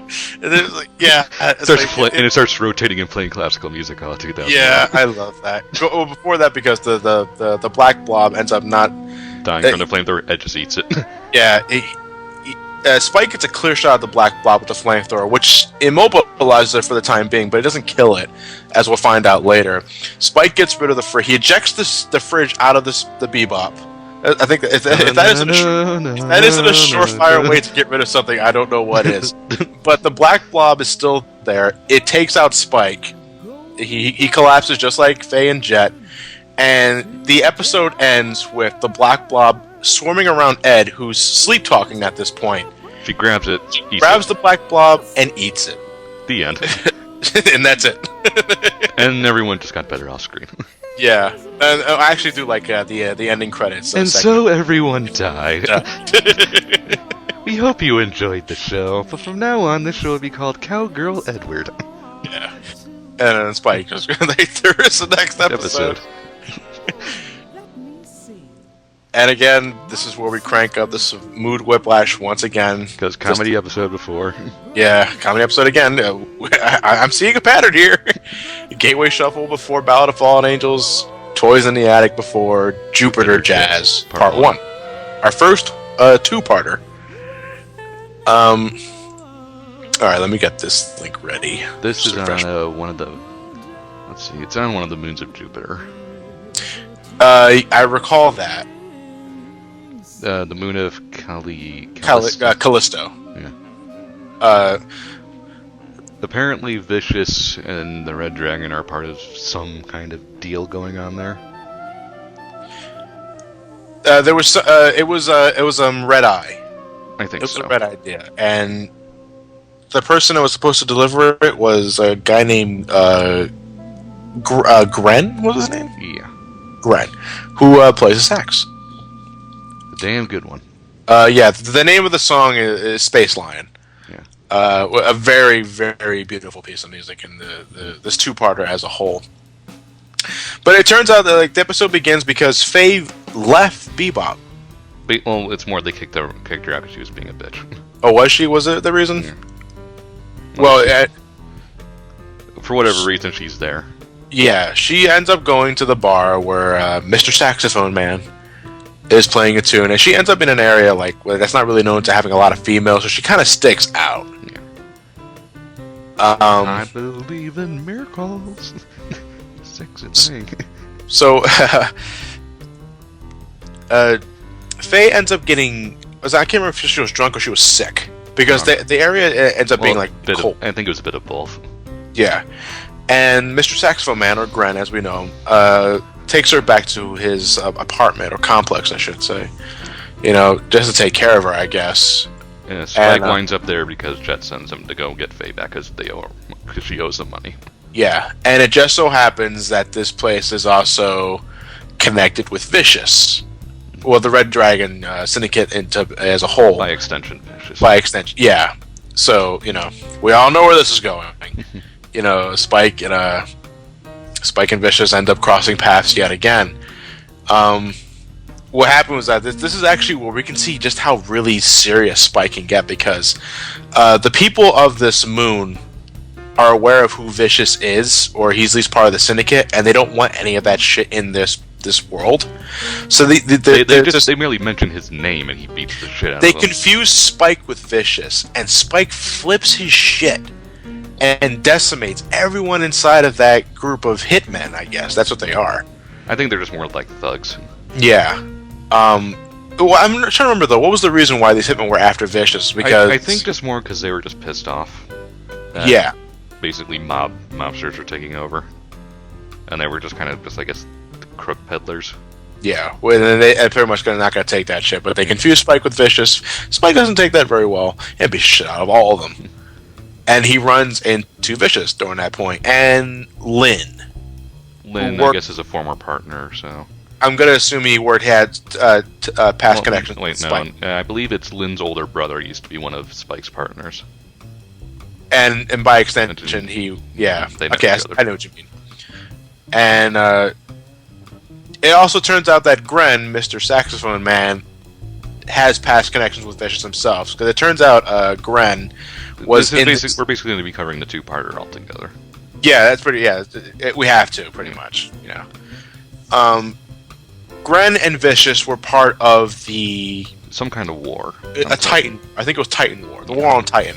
I think it was a moon. Yeah, the moon of Saturn. It's never explained what the war was. Just at the no, it never was. But you don't really need to know. No, just like they were there.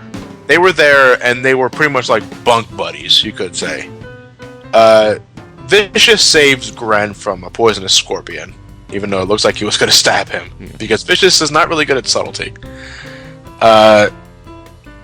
And Vicious gives Gren a music box that plays a tune, which ends up being what he plays on the sax in the bar. And then apparently what happens is that after the war, Gren falls ill. Mentally ill. No. He gets arrested. Yeah. And then while he gets court-martialed. Yeah, while in prison, they experiment on him with this drug. It's not specifically said what the drug. It never really goes into much detail, just what it does. But the fact is, the drug throws his hormones off whack. So he develops breasts, as Faye discovers in the shower scene, which caught me off guard too. I actually, there's a split-second reaction shot of Faye noticing his junk, and you can only get it if you freeze frame it. But it's actually a very hilarious look. But Gren has a beef with Vicious because basically, I believe it's Vicious sold him out. Yeah, Vicious is the reason why Gren ended up in jail in the first place, I believe.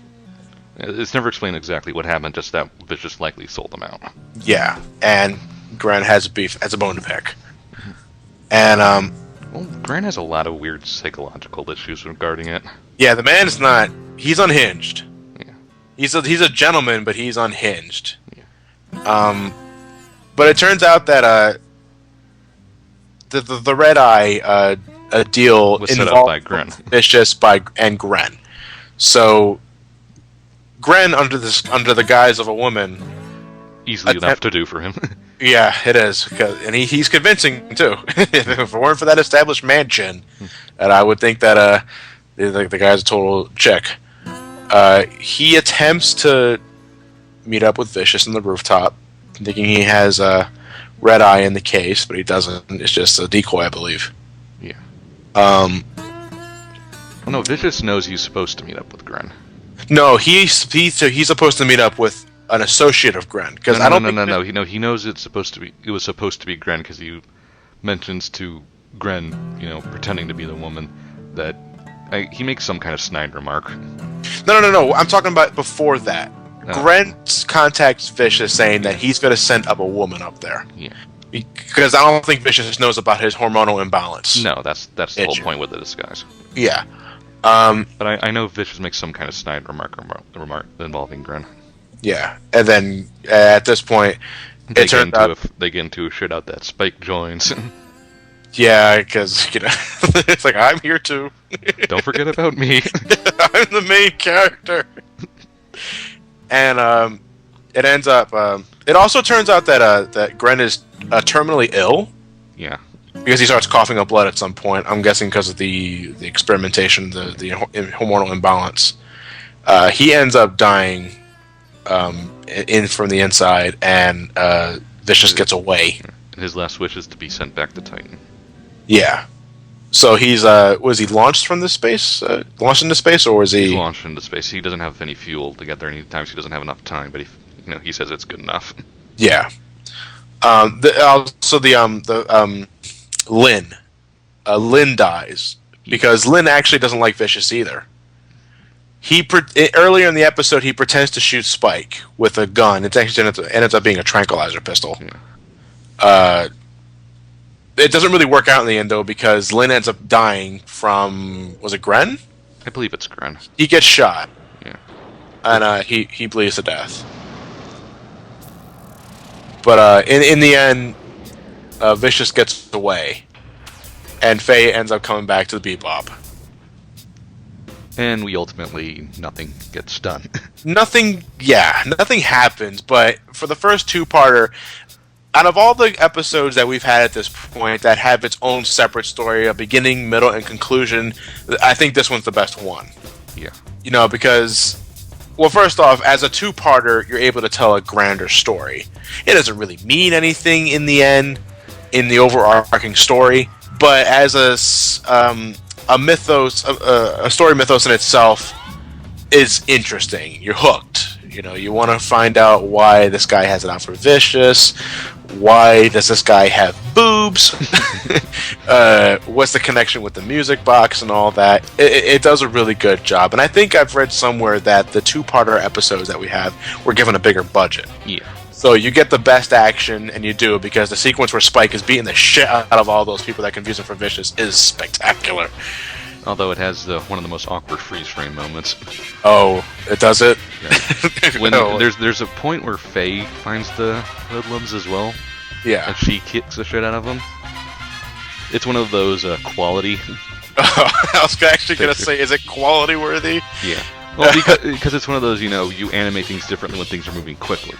Oh, like streamlines, like yeah. Because it's not about making it anatomically correct. It's about what makes it look good on the screen. Yeah. So her leg is completely out of whack. Oh, I see. I'm guilty of doing that too. In fact, I did it a lot during the Sonic interview sequel, and for a while I was getting sent screen caps of all the in-betweens. All the tweeners. All the tweeters, and I keep thinking, quality. Yeah, it's one of the tweeners where Faye's leg is completely out of whack. Yeah, and it's one of those rare instances, though, where Bebop does that. Yeah. And even then, though, when you look at the image itself, it's really not that bad at all. Let me see if I can find it. I actually think I know what you're talking about. But, see if you can find it anyway. Yeah. But even then, I still don't think it's probably as bad as, quality anime. No.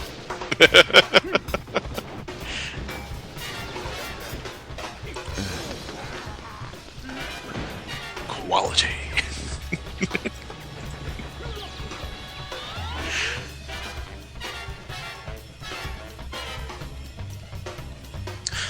Let's take a break here, Ryan. Okay.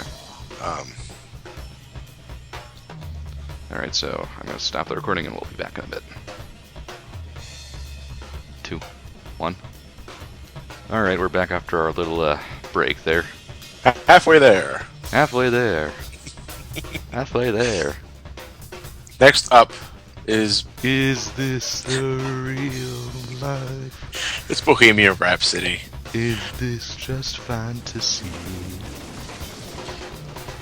I want to sing it to us so much, but that would cause a 5-minute tangent. In a landslide to escape. Well, should we sing the Star Trek version? I am the captain of the Starship Enterprise. Captain Kirk is a spy. He stepped on the transport. I never heard of the Enterprise version. Link me to that when we're done this, because I want to hear the crystals hit by Klingon missiles. No. Fine, I'll link it to you when we're done. Okay. I want to hear that, though. I definitely do. I like how it says in real world references on this page we're looking at. Bohemian Rhapsody is a song by the English rock band Queen. No shit. Yeah, no, everybody knows where this song came from. Though I dread the day I run into a kid that doesn't, and we'll feel old. That's gonna make me feel very old.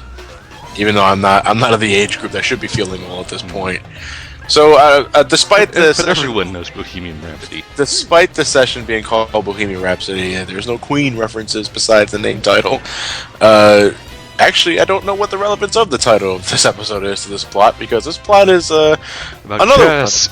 Yeah, it's about a chess master. You know that program, the chess master, that video game Chess Master that you ever fucking hated because you swear the computer cheated? But no, they will probably be decided to make an episode based around that. There's a chess master. The episode starts out with a bunch of people being able to apparently hack the gate and steal lots and lots and lots and lots and lots of money. Yes, and they are able to capture. Despite the Bebop crew are able to capture the thugs, and they're all carrying chess pieces. Yes, and they're just copycats.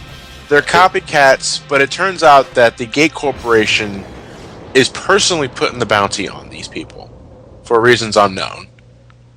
So and they decide to investigate. Jet decides to investigate anyway, because, former cop. And it turns out that the Gate Corporation has a bit of a dirty past. Well, and they knew about the flaws in the system during the first update, but they didn't care. No, they didn't. And that would make them look very bad if they got out to the public. So, in a sense... They basically ousted the guy who designed the programs. And the guy that designed the gate system in itself is Hex. Who they're after, yeah. Who they're pretty much after. Chess Master Hex. And pretty much the entire focus of the story is just trying to get Chess Master Hex, who they have no idea looks like where he is. They have nothing to go with except that Ed who manages to get on an online chess game with him. Yeah.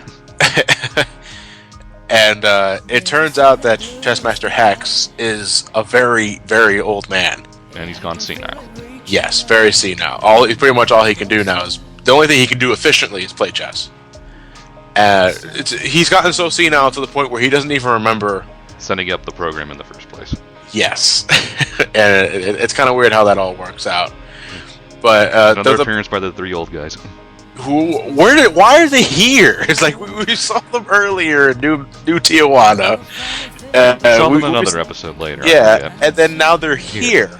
Because this is apparently some sort of hidden retirement home? No, I think it's just kind of like an anarchy place. I guess, floating off in the middle of nowhere. Spike and, was it Faye? Yeah. Go deeper and deeper into the colony where I believe Chess Master Hex is located. And there's the further they go into, and there's all these bums and shit that are hanging around. Hippies, they're all sleeping, no gravity, they're all floating all over the place. And they finally run into Chess Master Hex, in the entire episode, he's in this game of chess with Ed.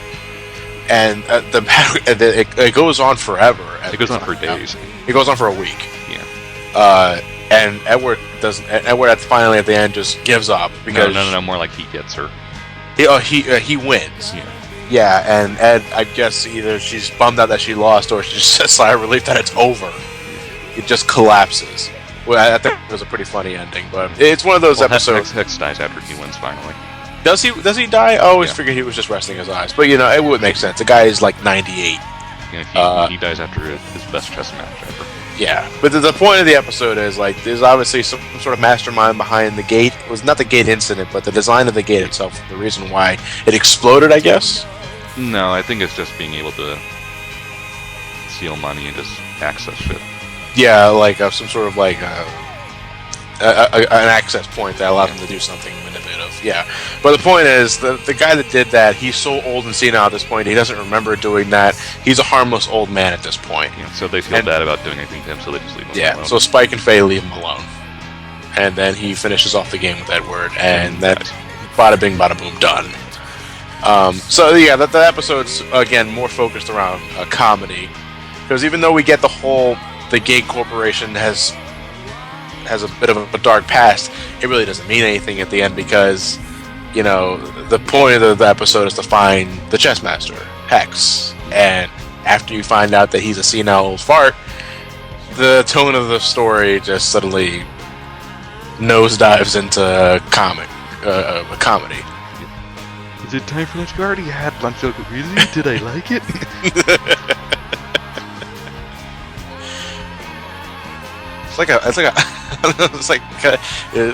He kind of looks like a very senile Dr. Wily, actually. A little bit. Yeah, a little bit. I could see it. It's kind of what I immediately thought of when I first saw him. But the liver spots just kind of grossed me out because he's a very old fuck. He's pushing 100. Yeah. But again, another one of those comical episodes that I guess are supposed to be. Oh, and the rival bounty hunter who gets mind broken at when he finds out he can't. Oh, that's right. There is this guy. What was the guy's deal? Like, I think some of his money was stolen from the gate. He wanted. Yeah, he stole some of the guy's money, and the guy didn't like that, and he was on the guy's tail the entire time. He was also completely unaware that he was old. Yeah. For as far as he aware, he was some middle-aged mastermind. Then he finds out that he's very old, and the guy is so senile he doesn't remember doing any of the things that he's being accused of. Remember what he did 5 minutes ago. Yeah, and the rival just breaks down. He goes cuckoo, and that's it. Yeah, but again, the episode serves as a comic relief to bring your mood back up after Jupiter Jazz, and it does that well. Yeah. I think it does anyway because I'm back in a laugh. It's not like slapstick funny, but it's humorous. No, it's humorous. It's like a it lightens up the mood. Yeah, that's what it's supposed to do, and it does that. Anyway, and how utterly appropriate considering what tomorrow is. Session 15. By the way, we're recording this February 13th. Session 15 is. I'll be uploading this on that certain day. That also happens to be my birthday. Oh, are you? Okay. Well, Session 15 is My Funny Valentine. So, as you can probably tell from the session title, it has something to do with Faye. This is actually where we find out more about Faye's past. Yeah. Which one is this exactly? This is the one where we find out that Faye was cryogenically frozen.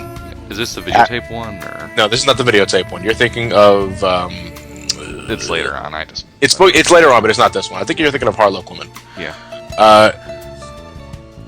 Yeah, My Funny Valentine tells us that Faye was awakened from being cryogenically frozen. There was an accident. After a shuttle accident, I believe, like the year 2020 something. Yeah. Well, in this episode, they don't tell us what the accident was. They just said it was an accident. And they wake her up. She was cryogenically frozen for like 50 years, I think. Yeah. Or something like that. But she wakes up to an enormous hospital bill. Because... They kept her alive. The maintenance for keeping her cryogenically frozen for so many years, it racks up quite a hefty maintenance bill, I'd imagine. And of course, she doesn't remember anything that's happened. No, she doesn't. She's suffering from amnesia. And she's given the name Faye Valentine by the doctor. because he said it was the first name that came to mind when he saw her. So we're not even sure if Faye Valentine is her real name. Yeah, this is almost like a pilot for a different series altogether. It might have been a Faye Valentine spinoff, right? Yeah. Yeah, I kind of got that feeling too. But what happens here is that we find out where it gives us an answer to what massive debt did Faye allocated throughout her life, and it turns out this is part of it. It's not just because of gambling debts and all that. No, she has a massive medical bill on her shoulders too. That's not even her fault. It's not even her fault, as we find out, because before after she was cryogenically frozen, after she was awakened, I should say, she ends up falling for this lawyer, Insurance who forgot his name. What was his name? I forget. Hold on, I'm looking at the wiki's not useful in this sense. The wiki's not useful in the sense. The wiki's barely anything here at this point. But the guy's modeled off George Clooney. I think that's what the intention was. But he basically cons her. He cons her he tells her that he's going to help her get her out of the debt, or at least ease her into dealing with the debt anyway. Because the guy does a lot for her. He takes her out to dinner, all this shit. Helps her adjust to the new world.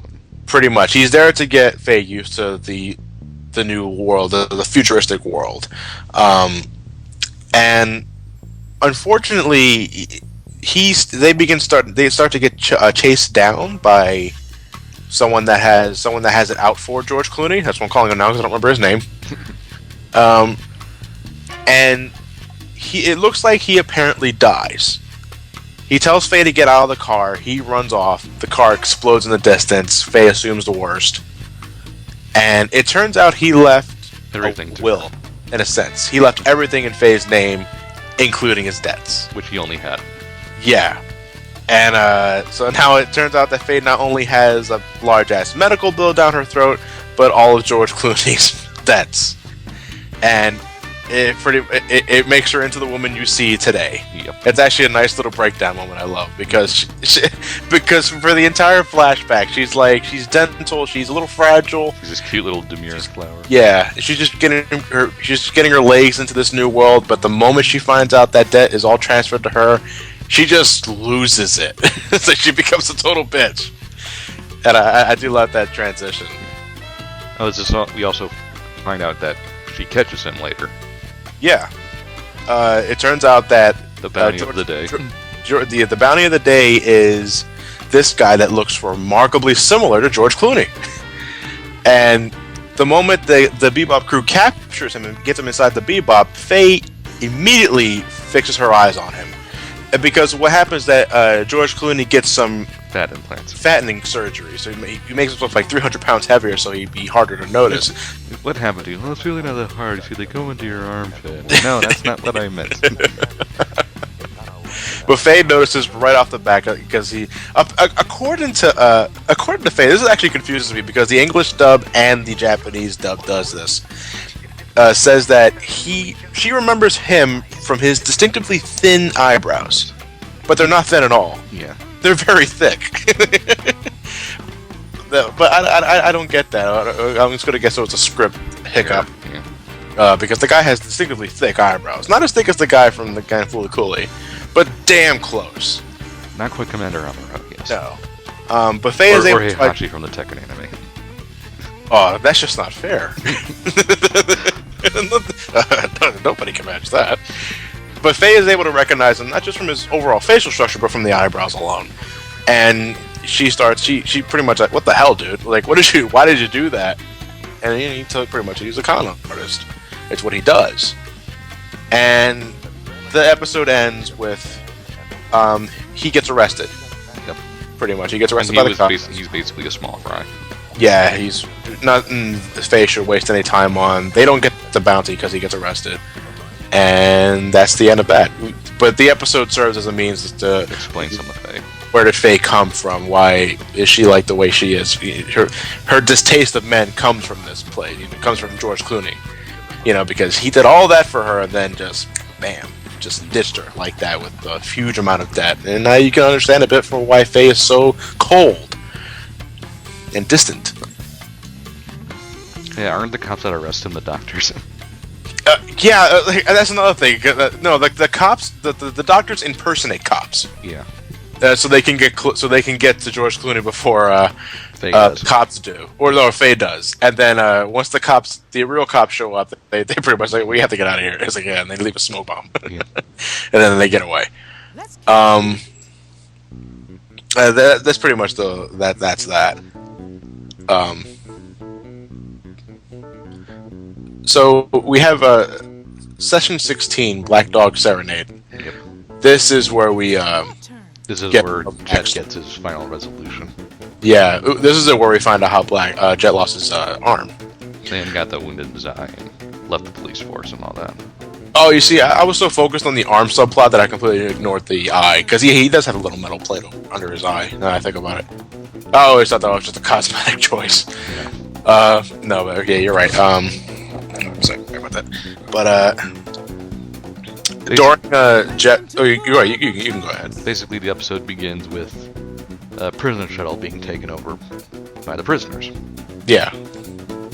And it turns out one of them is the guy Jet put away. Yes. Well, at least attempt to put away, anyway. Because he doesn't, as the flashbacks say. So it's here that we get a more backstory of Jet's days in the ISSP. And before he was able to nab this guy, he gets ambushed. It was a setup. And it cost him his arm. That's the reason why he has that cybernetic arm in the first place. I would assume like it was maybe like a sniper bullet that hit him from far away. But basically, he gets called in about it because his old partner gets wind of it. Yeah, and he figures Jet would like some resolution to it. Yeah. Because it's the guy that he couldn't catch in the first place. And pretty much...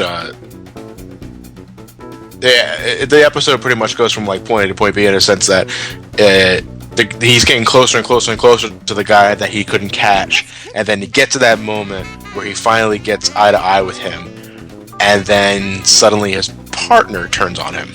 It turns out his partner is the one that set him up in the beginning, and the reason why he lost his arm in the first place. Well, because Jet was just too hard on everything.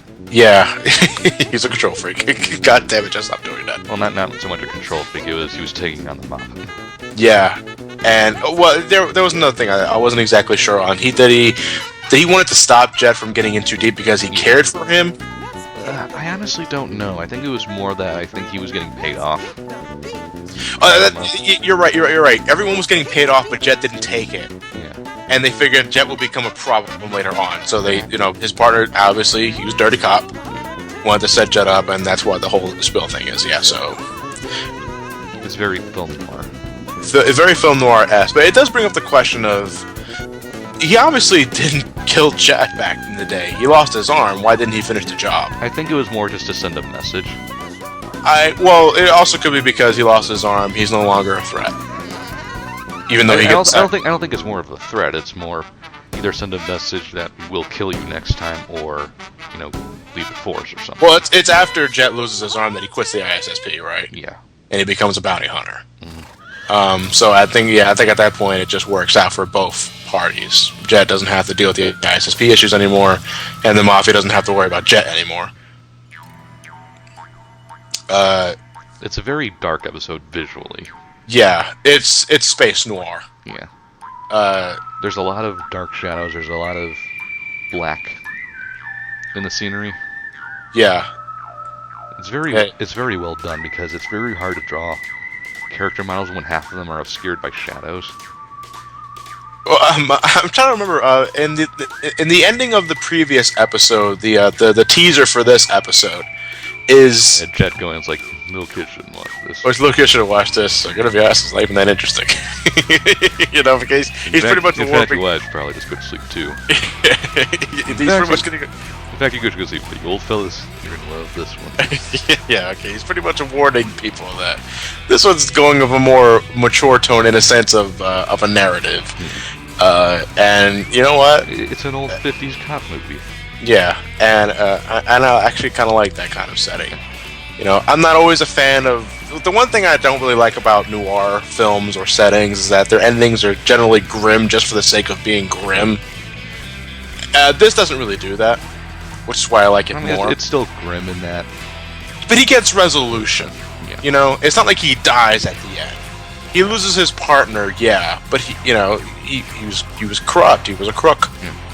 And unfortunately, that's I feel bad for Jet after that, and that's because of the noir setting. But I hate it when a noir film or setting just has the guy die because it's a noir film. I hate that. But overall, an entertaining episode that I do like, and it didn't put me to sleep because this is another episode that I was watching while I was trying to fall asleep, and I didn't. I was hooked. But anyway. In case the noir setting was a little too grim for people, we have Acid Trip. Mushroom Samba. In anime form. This is Mushroom Samba. No, it's not quite Fooly Cooly. No. But it's an Acid Trip in a sense that... Well, no, it still doesn't beat Fooly Cooly. You're right. No. Nothing beats Fooly Cooly. So we have the Bebop crew are starving again. What a surprise. They need food. What a surprise. There's no mutant lobster this time, though. They drift off into... crash land in the middle of the desert somewhere. Somewhere. It's undisclosed, but it doesn't really matter. And they... Edward runs... She runs off from the ship. With Ein, I believe. Yeah, to go get food. She runs into a watermelon dealer. And then this sassy black woman... If last episode was 50s noir, this is 70s black beatbox. Black beatbox. Bit of racial stereotype thrown in the mix, too. Because this game... this anime is not very subtle with its racism. No. Or at least playing up the stereotypes, anyway. I've been dragging this coffin around for 2 years. I'm gonna put your body in a crash. But it turns out there's a bounty on the guy's head on this one. He's a drug dealer, and the drugs in this case are mushrooms. Laughing shrooms. Is that what they called? I think that's what they're called. Well, anyway. Ed, in her one-track mind, is only looking for food. She follows the... She follows him and pesters him enough to where he just gives her a bag of mushrooms. Yeah. Just to leave him alone. She takes him... She gives one to Ein first. Ein reacts. He eats it, and he starts getting hiccups, and he starts bouncing. Yeah, like a little wind-up toy. Bouncing. Yeah, like a wind-up toy. Edward is confused, and she, in a very ingenuous moment, doesn't immediately eat the mushroom. Because she's not suspicious. Instead she sets it out for the crew. Yeah, she sets it out on a table because the crew are camping out in the desert until they can get fuel for the ship, I guess. To fix it or something. Yeah. And she leads out a plate, and the mushrooms are all standing there. And each character, Jet, Faye, and Spike, each take a mushroom. And they start tripping balls. They start tripping. They don't immediately start tripping. They eat the mushroom, they're just fine. It's when they all go back in the Bebop, and that's where things start getting wacky. Yeah. Everyone goes through a separate hallucination. Faye hallucinates that she's in the ocean. That she's shrunk in the restroom and that it filled up with water. And she's surrounded by fish. Yeah. She needs to get out of there. So she's swimming in her hallucination, but in the real world, she's swimming in place. Yeah. It's like she's doing a squat. Spike begins hallucinating when he's climbing up the stairs to the cockpit, I think it was. Yeah. But you know this is the stairway to heaven, don't you? Stupid frog. But in reality, in his hallucination, he's climbing up an endless set of stairs. To the stairway to heaven. And in reality, he's just stepping on the same stepping in place. He's not moving anywhere. Jet's hallucination is he's having conversation with his bonsai trees. So that's the meaning of life. Yeah, I think Jets is. We never get to see Jets. No, we just see him talking to the bonsai trees. Yeah, he's having casual conversation with the bonsais. I would have liked to see the bonsais react back, but I think what's implied is funnier overall. So that's the meaning of life. I never thought of it that way. But Ed obviously sees that the mushroom is doing something to everyone, so she looks the guy up. She looks the guy up, and she finds out that the guy has a bounty. There's a bounty on his head. So Ed takes this opportunity. It's like, it's Edward's time to shine for this one. This is actually my favorite part of the episode. Wacky chase.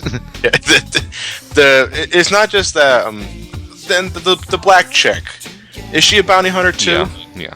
And the guy is just out for the guy that drags the coffin with the mushrooms killed his brother. Oh, is that what it is? Yeah. Yeah, that's right. And now he drags a coffin with him to put his body at that and then immediately when he's finished, and immediately when he's done saying that, a truck runs it over. It runs over the truck. But it was so stupid. Like, why were you dragging an empty coffin with you? But at the very last part of this episode is pretty much a chase between the black chick, the guy with the coffin, and Ed going after the dealer. And the dealer wants nothing to do with these guys. It's like he's like the big over drug dealer. It's like why did God do this to me? Sort of type. I'm just here making my mushrooms, and they won't leave me alone.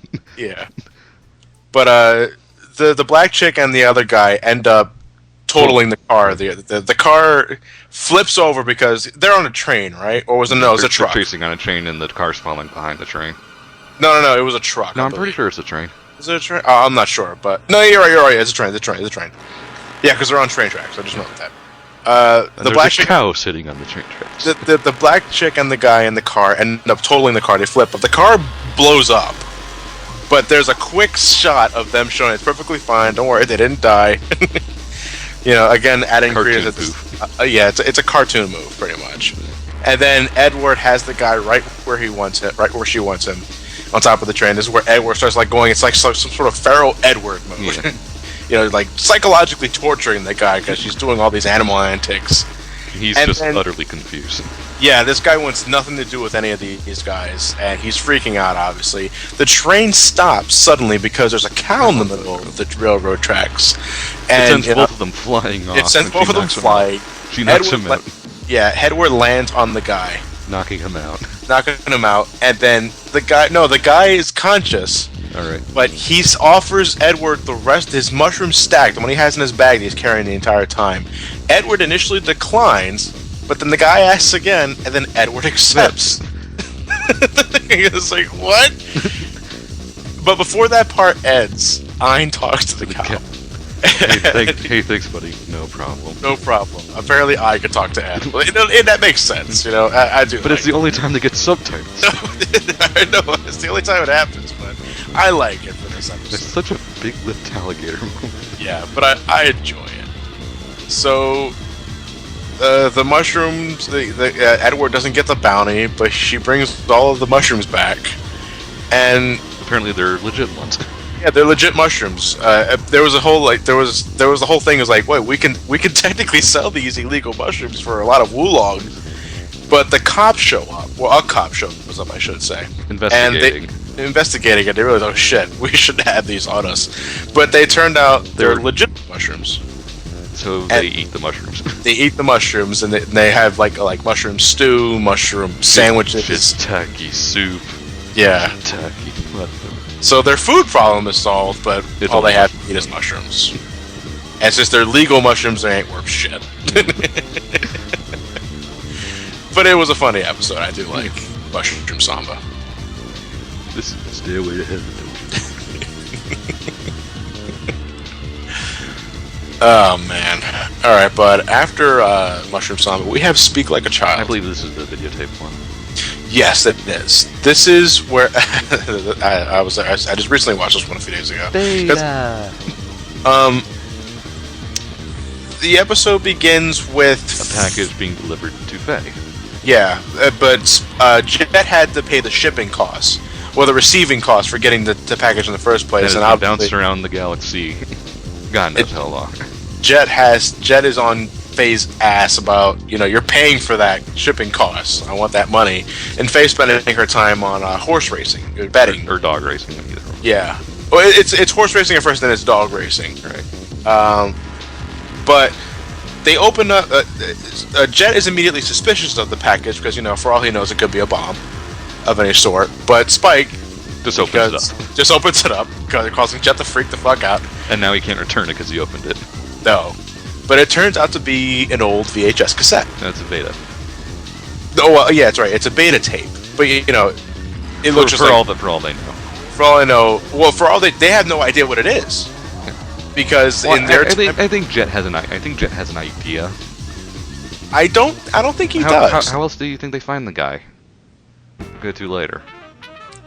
Okay, very true. I didn't think about that. I think Jet has an idea of what it is. Jet has an idea, but Spike has no idea what the hell it is. He pulls out the tape. The first thing he does is pull out the inner tape inside the cassette. No, you don't do that. VHS, you know, as a person who played with VHS back then, I just cringe looking at it. Like, no, you don't do that. You know, but I love that because it tells you that it's a nice little gag that this is a futuristic world, and this is beyond the age of DVD, possibly Blu-ray. There could be everything's pretty much all digital at this point, and they never seen a beta tape before. You know, it's the equivalent of a caveman looking at an iPod. You know, in a sense. But they go to one of the best scenes in this show. They go to this old-fashioned electronics guy who hoards old TV. Old TV and all system. He has VCR players. He has 8-track players, all that kind of stuff. And we catch him watching a '90s romance sitcom. It's a sitcom, but he's. I'm so happy I'm living with my twin brother here in Dakota. Stilted acting, but the guy is fascinated with it. He's memorized by it, you know, because it's like he's so fascinated by 20th century television. And I'm curious as to what he would react if he actually watched the good shit. You know, what if he saw, like, The Sopranos or maybe Walking Dead?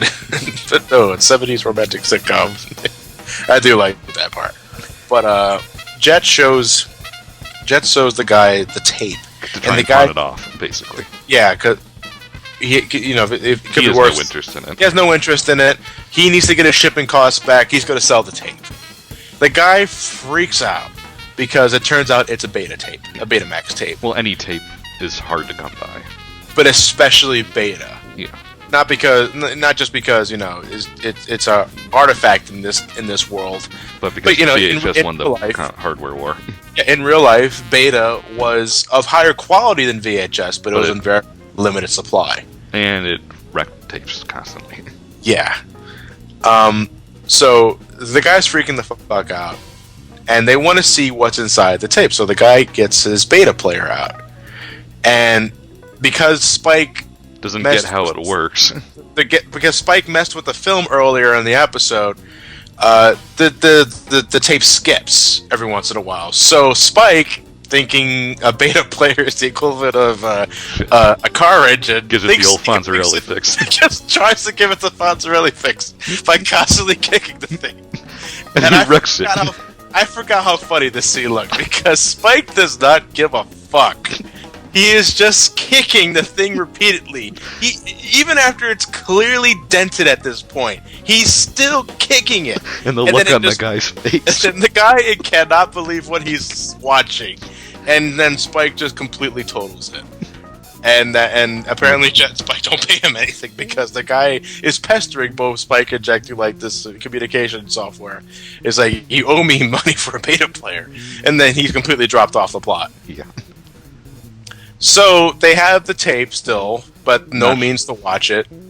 So they make it determined now to see what's on it out of principle. They are determined as fuck to see what's in the tape. They have Edward look up a place that sells VCR beta players, and they find this one desolate mall strip that's like deep underground in Tokyo or something. In Tokyo somewhere. It's somewhere in some very desolate deep underground looking, because Spike and Jet go through a lot of shit just to get to this underground mall. And they're not even sure what a beta player, they're not sure at first what makes a VCR player distinguished from a Betamax player. Yeah, they literally spend a 5-minute montage. Yeah. Going down. They come back, it doesn't fit. Why does it work? You got a VHS. Yeah, it's beta. What I don't get is like they take They go through a lot of shit just to get to the mall itself. Why not bring both back? Well, not only that, but they not only grab what they think is a beta player, but a TV. How did they carry that shit back up with them? But yeah, it turns out when they get back to the ship, they got the TV, everything's hooked up, but they grabbed the wrong... It's a VCR player. They can't play beta. Luckily, because apparently Fate has had enough of messing around with the Bebop crew, another package comes in. Notice how the first package delivery service is Rabbit. The one that comes later is Turtle. Real? Oh, I didn't see that. Details. Again, that's why I count on you to notice that kind of shit. But yeah, it turns out a second package comes in, which just happens to be a beta player. So they hook it up, like they're getting ready to watch a movie on Saturday night, and then they start playing the tape. Faye comes back from the dog bedding, wondering what's going on. They kick her out. They kick her out because, she didn't pay the shipping cost. Or didn't go through the trouble. Yeah, Jet won't allow her to see what's on the tape, but Faye, of course, sneaks behind anyway and watches the tape.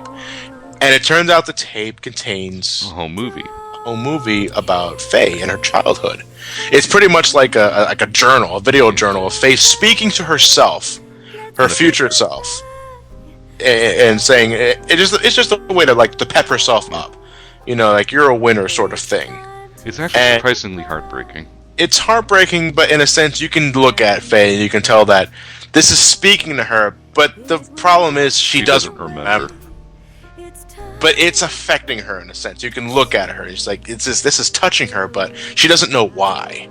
But then the episode ends. That's where it ends, pretty much. It's definitely one of the more amusing episodes. Yes, it is, because from our perspective, it's fun seeing these numbnuts have no knowledge whatsoever of how to work a Betamax player or a VCR. And that makes it amusing to us in our time period. I'd especially imagine anybody that grew up in the 80s would be having a laugh with this. I like to show this to kids now who never saw VHS. They would react. But that makes me cringe, because you can show this to maybe a teenager, maybe as early as 12 or 13 years old, and they would not get it. This episode is funny to us and to older people because we know what Betamax and VCR players are. And how finicky they are. Yeah, and... You don't touch the tape. Don't get it. And again, I just love Spike kicking the Betamax to get it to work. You clearly must know that's not working. Yeah, it's not working, but you keep kicking it. But yeah, this was a great episode. It's one of my favorites, actually. Yeah, it's a joy to watch. But now we go into retroactively uncomfortable territory. Well, with that, and we have another episode that does that, but we'll get to that later. But number 19, session 19 is Wild Horses. The Challenger episode. Yeah, no, this is Space Shuttle Columbia. Yeah, Columbia, my bad. Well, I don't blame you. But the plot of this one was Spike's going to get his ship fixed up. I forgot what was going on. Is it like a malfunction, or I think he's just getting it tuned up. Yeah, I think he's just getting it tuned up, but there's only one person around here that can fix it up, and that's where he got the swordfish in the first. It's not so much fix it up, it's just fix it the way he likes it. Oh, I see. And the guy, I forgot the guy's name already. Doohan. He's pretty much like the gruff mechanic kind of guy, and he has his assistant, who's like a Blue Sox fan. Blue Sox, yeah. What happened there? But it's pretty much like the whole difference between the basic part. The basic means of the episode is that it's a whole old-fashioned techniques versus newfangled generation attitude. That's the basic gist of the episode. Because there's also the subplot where these three jackasses can send a computer virus via a cable link. Yeah. And they're causing trouble, and the Bebop crew want to capture them because there's bounty on their head. And all while this is happening, Spike is getting his ship fixed up. And after it's all fixed up and shit, and we find out that the thing runs on fucking punch cards. Are you glad I pointed that out to you? I didn't notice that at first because when I first watched this stuff back in 2005, 2006, I don't know, maybe my TV wasn't on its brightest setting, but I didn't notice that at first. When I rewatched it a few days ago, I know you, and you mentioned it. This ship runs on fucking punch cards. It's like, what? What? So he knows what punch cards are, but he doesn't know what a Betamax is. No. Why? How does the ship run off punch cards? I think that was just more of a sight gag than anything, but I guess so. But the three assholes that have the bounty on their head, they're causing more mischief, and I think the Bebop crew are on their tail. Yeah, and Spike, the ship's fine. He goes up to help. Oh no, disabled. It disables, and now it's slowly what happens to the three assholes? They die, actually. They die. I think they crash into each other somehow. No, the ship explodes on re-entry. Yeah. Because the big problem here is that the Earth's gravitational pull is pulling down the ships. Yeah. And I think they hit them enough times that there was a breach in their hull. Yeah, and the ship ends up detonating. Yeah. The same thing is happening to Spike. But he's in a slower orbit. He's in a slower orbit, but he has to keep the ship tilted in a specific direction, otherwise the orbital reentry will toast his ship. It's actually one of the more ingenious moments of Spike, as he uses the horizon line between the Earth and the Sun to set the level. Yeah, because there's also this little piece that falls off from one of the equipment that Doohan's using, and we find out earlier that it's sharp because he pricks his finger with it, and he uses that to draw scratch in a crosshair. Yeah, so he can keep himself perfectly angled with the Earth and the Sun, because Doohan and his assistant need to rescue Spike because in time because everyone else is disabled at the moment. Everyone else is, because before the hackers died, they inflicted the Bebop and the ship with the virus that will go away eventually thanks to Edward, but they can't do anything to rescue Spike at the moment. So Doohan and his assistant, and they hint towards this the entire episode because they're wondering what's inside that garage or warehouse that Doohan is, and it turns out to be the Space Shuttle Columbia. Dude. For those of you who don't know, the Space Shuttle Columbia was the one that blew up on re-entry in 2003. Yeah. Keep in mind, this anime was released in 1998. So yeah, this was taken off the air for a few years as a result. Yeah, in 2003, this episode was taken immediately off the air because, well, that's harsher in hindsight, ladies and gentlemen, or at least a funny aneurysm moment, TV tropes lingo there. But yeah, it's obviously a modified Space Shuttle Columbia. They take off and catch him in some sort of weird, contrived luck moment. Spike has to eject himself, and he has to maneuver it, hoping the gravitational pull works with him, so that he can land inside the cargo bay area of the shuttle, and it works. Okay. No, it's more of a more harsher in hindsight because when they're going into re-entry, the heat panels fly off. Yeah, and that's what caused the explosion in the first place. Yeah, well, you can't help, and shit like that tends to happen now and then, and you really can't do anything about that. But yeah, on re-entry, the heat panels are tearing off, so the ship is like dangerously close to detonating, or at least frying up on re-entry. It doesn't happen though. They end up landing safely on Earth, and that's it. That's pretty much all she wrote. And it's a good episode. It's just awkward to watch. Because of what happened in 2003. It's uncomfortable to watch, but it's not like it's the show's fault. It's not like it's in bad taste or anything. It's not the show's fault. The show preceded the accident by 5 years, so it can't help that. So unfortunately, too bad, but that's just how things work sometimes. But next episode we have Pierrot Le Fou.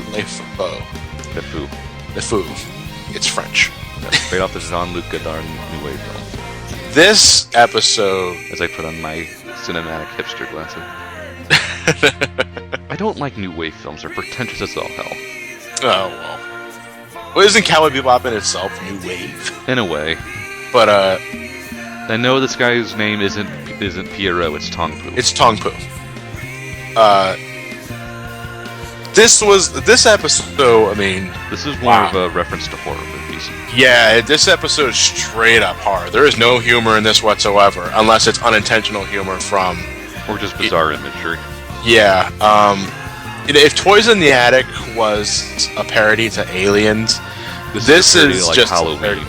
No, it's not even a parody. This is an homage to the horror film because there's nothing light about this episode at all. It begins with these as far as we know, mafia members or just some thugs or something. Some thugs or something. They're exiting this building and they're suddenly their attention is caught by this big round circular man with a top hat who introduces himself.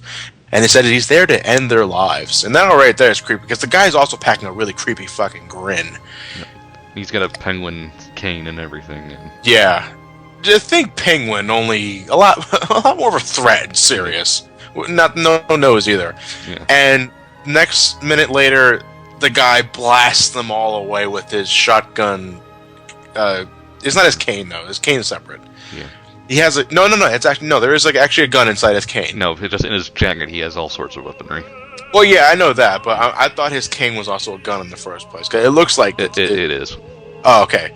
The guy blasts them all away. You know, it's not a moment. happens to be passing by as he was getting groceries or something. No, he was playing billiards in a club. He was leaving as he heard the commotion, so he goes through... Unfortunately, Spike has the worst luck. He goes through the alleyway that Tongpu just happens to be standing near as Tongpu is killing all the thugs. And Tongpu, without any sort of reaction or hesitancy, does a 180 and attempts to assassinate Spike. Spike beats the shit out of Spike.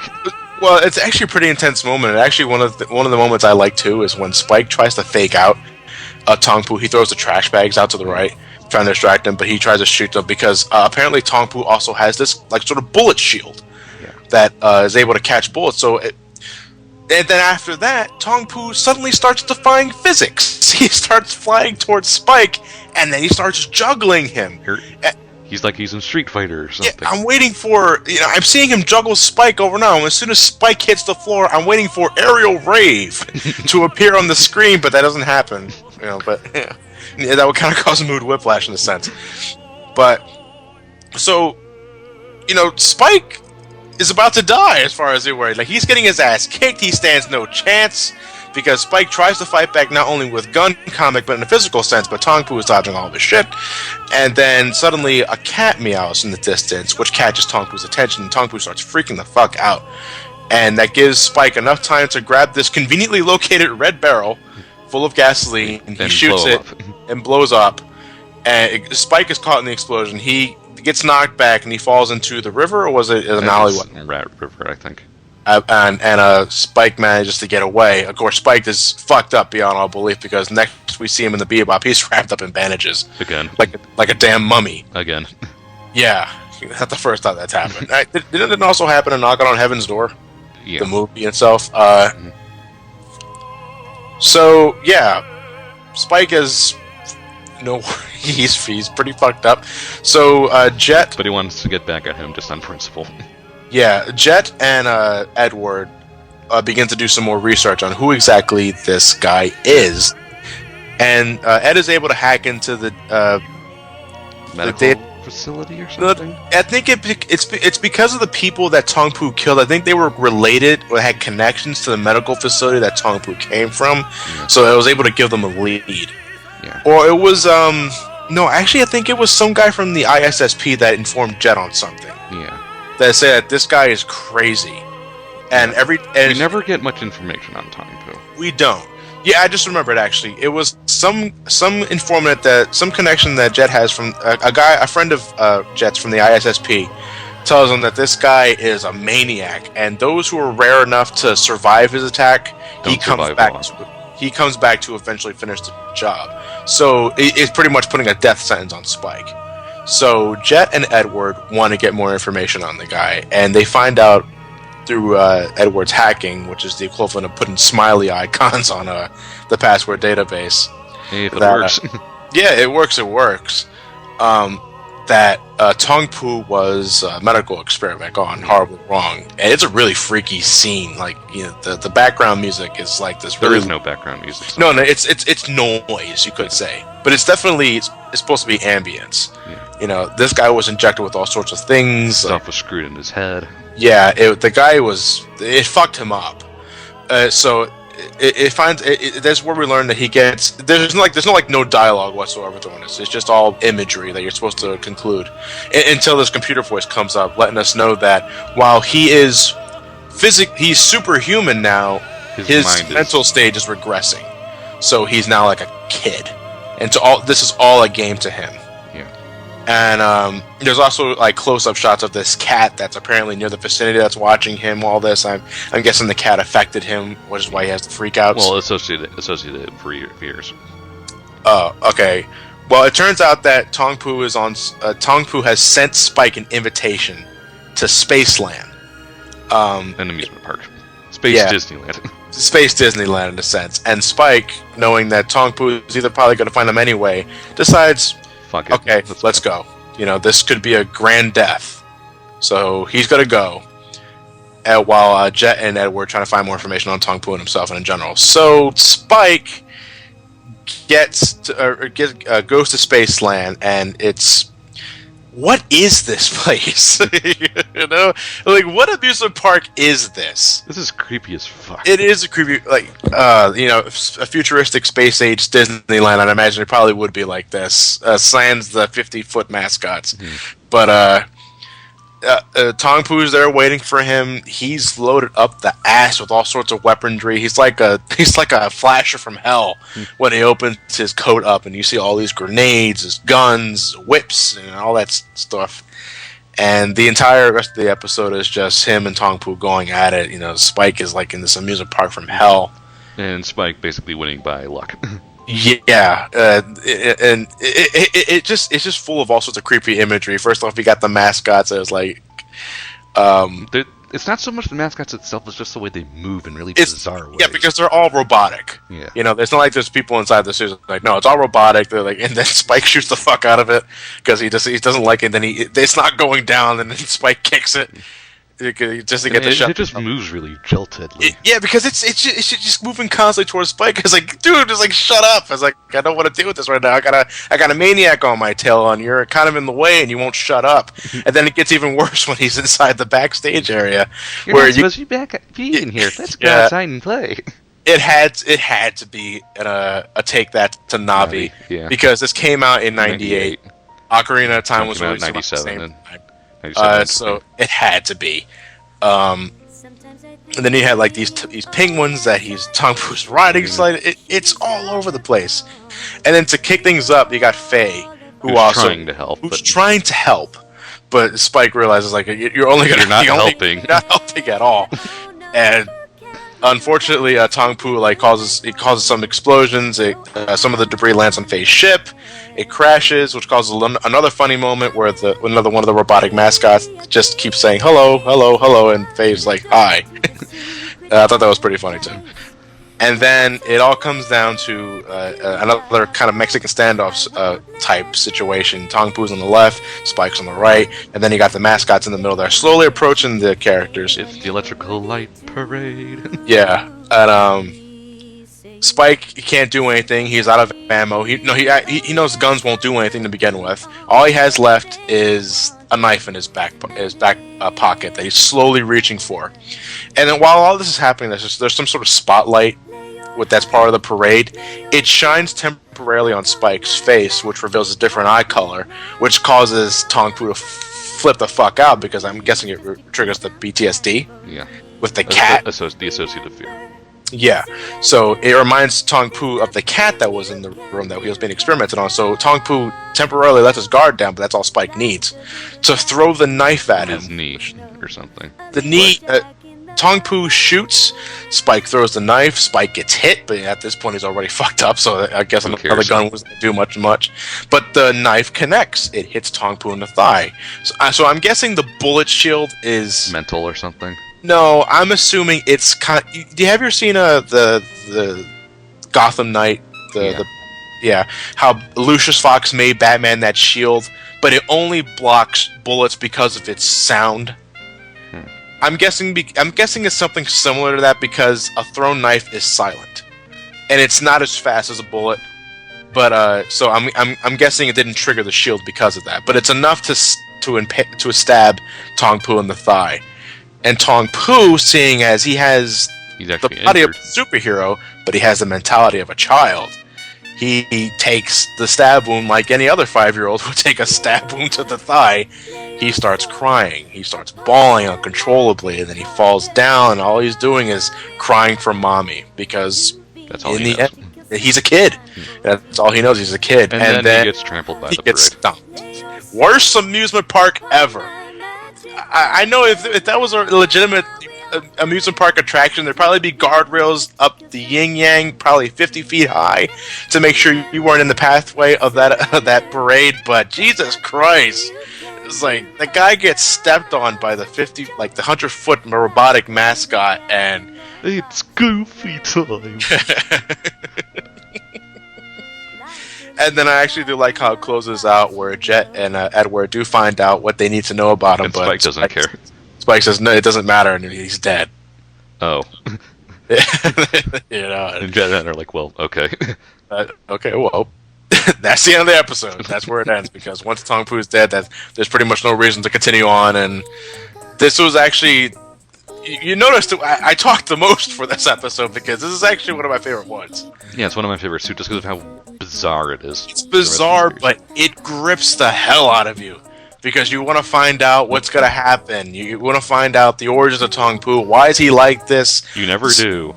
Yeah, and like all good horror movies, you never do. You never do. Yeah, it's an homage. It has to be a tribute to all of those classic horror films back in the 60s and 70s. Halloween, most memorably, because in the beginning you didn't know who Michael Myers was. There was a mystery to him, and that's what attracts you. He's an unstoppable killing machine. This guy is an unstoppable killing machine. It also helps that he's loaded to the armed to the teeth with all this weaponry, and damn, it's like you're constantly wondering how the hell is Spike got to get the fuck out of this, and he does, but sort of, and he gets hurt, he gets fucked up, but he still makes it out in the end, and it grips you. A personal favorite of mine. Yeah, it's definitely one of my favorites as well. Yeah, if only because I can put on my hipster glasses and explain where the name came from. And correcting people that his name is Tong Po, not Pierrot. No. Well, it was. What is that? Like everyone thinks his name is Pierrot. No, it's Tong Po. It's a I am not Shazam kind of situation. No. Okay, well. So again, since we've had straight out horror, and last session, the next session's a bit more lighthearted, in a sense. Boogie Woogie Feng Shui. Boogie Woogie Feng Shui. So the episode begins with him getting a message from an old informant, I think. Isn't it informant or acquaintance? I'm not sure. I think it's an informant / acquaintance. Yeah, but the destination leads him to a tombstone of the guy who sent the message. Guy who sent the message, and he's like, "You can't be sending me. You're dead." It's there where he runs into this girl. Jet's doing most of this, by the way. Yeah. This session's focus is clearly on Jet, and not really anybody else for that matter, would they? No. Well, no, not until the later half. Yeah. There's there that he runs into this girl who uses this decoder, I think is what it is, or Ouija board. I don't know what it is actually, but she's looking for her father, which happens to be the guy that sent Jet the message. So the episode is pretty much them deciphering the clues he left. Unciphering the National Treasure, Cowboy Bebop edition. They need to look for the Sunstone, a Sunstone, I should say, which the girl is able to locate because of the magnetic properties of the Sunstone. And they're getting the Sunstone so they can evolve their gloom into a blossom. Well, don't we all? Well, no, unfortunately, this came out in 99. Gold and Silver came out in 99 in Japan. Close so. enough. This is not completely out of left field. But no, on a serious note. while they're doing this, they also have these three other guys that apparently have some beef with the guy that's sending all the. It's some mobsters. They're mobsters that want the guy dead, or maybe owes him money. I'm not sure, and they know they're also looking for his daughter, I guess. Well, it's more like because they think she'll lead them to her. Okay, yeah, it's pretty much like that. So Jet and the girl spend the entire episode deciphering the clues and hints, and they finally find out that he's caught in some sort of Time warp or dimensional rift in between. Because what happens in the world of Cowboy Bebop, when you use the gateway to travel at light speed, I guess. You're like in this transitional period where all the stars are flying rapidly at you, or at least energy. I'm not exactly sure what it was, but that you're generally flying in a straight line. You shouldn't really be doing anything to fuck up, because if something happens in the transitional period, you're stuck in some sort of this rift, and that's what happened to the girl's father. And the whole point of this whole leaving clues to find him is because he wanted to say goodbye to his daughter. I believe that's what it is. And the daughter wasn't exactly on good terms with the father, I believe. Because he had a bad relationship with the mother. Yeah, and she wasn't exactly very forgiving of that. Yeah. And but it in the end, they find the father. He's on the verge of dying because his ship's almost out of oxygen. And he's still in temporal space, so they can't really get him. They can't really get him because otherwise Bebop would be stuck in the same position. But they're able to communicate with each other for a farewell, goodbye. It's pretty much closure. Another story that ends with the closure. Not really, you don't really go anywhere, but you end with the character arc getting some closure. In this case, the girl who is the daughter of the guy, Mifa, that's her name. Mifa. The guy's name is or something. Something. Overall, It's a nice little adventure episode. A nice change of pace for the series as well. Yeah.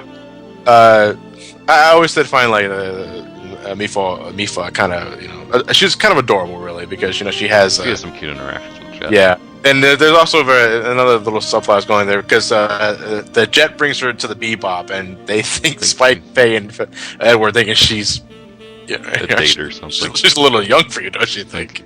That's kind of pretty funny. And I'm young enough to be your uncle or older brother or something. It's like, no, you're not.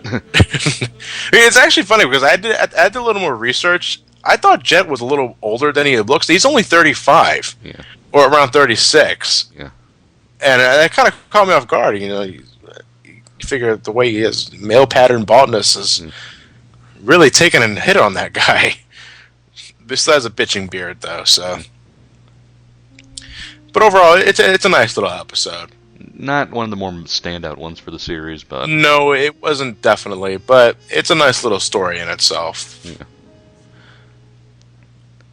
Oh wait, I forgot. The antagonist. I remember too because I'm about to bring this up. The antagonist of the Blues Brothers. Oh right, That's right. It's John Belushi and Dana Aykroyd. The two mafia hitmen that are after the daughter are clearly modeled after the Blues Brothers, and that's all I'm thinking about as they're chasing. It's a short, round guy and a tall, thin guy in black suits.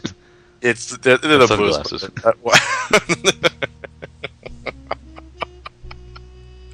Oh man, but that's actually pretty funny.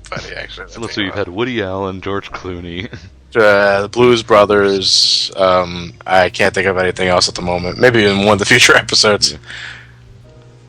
But okay. Episode 22, session Cowboy Funk. Cowboy Funk. This is one of the fun ones.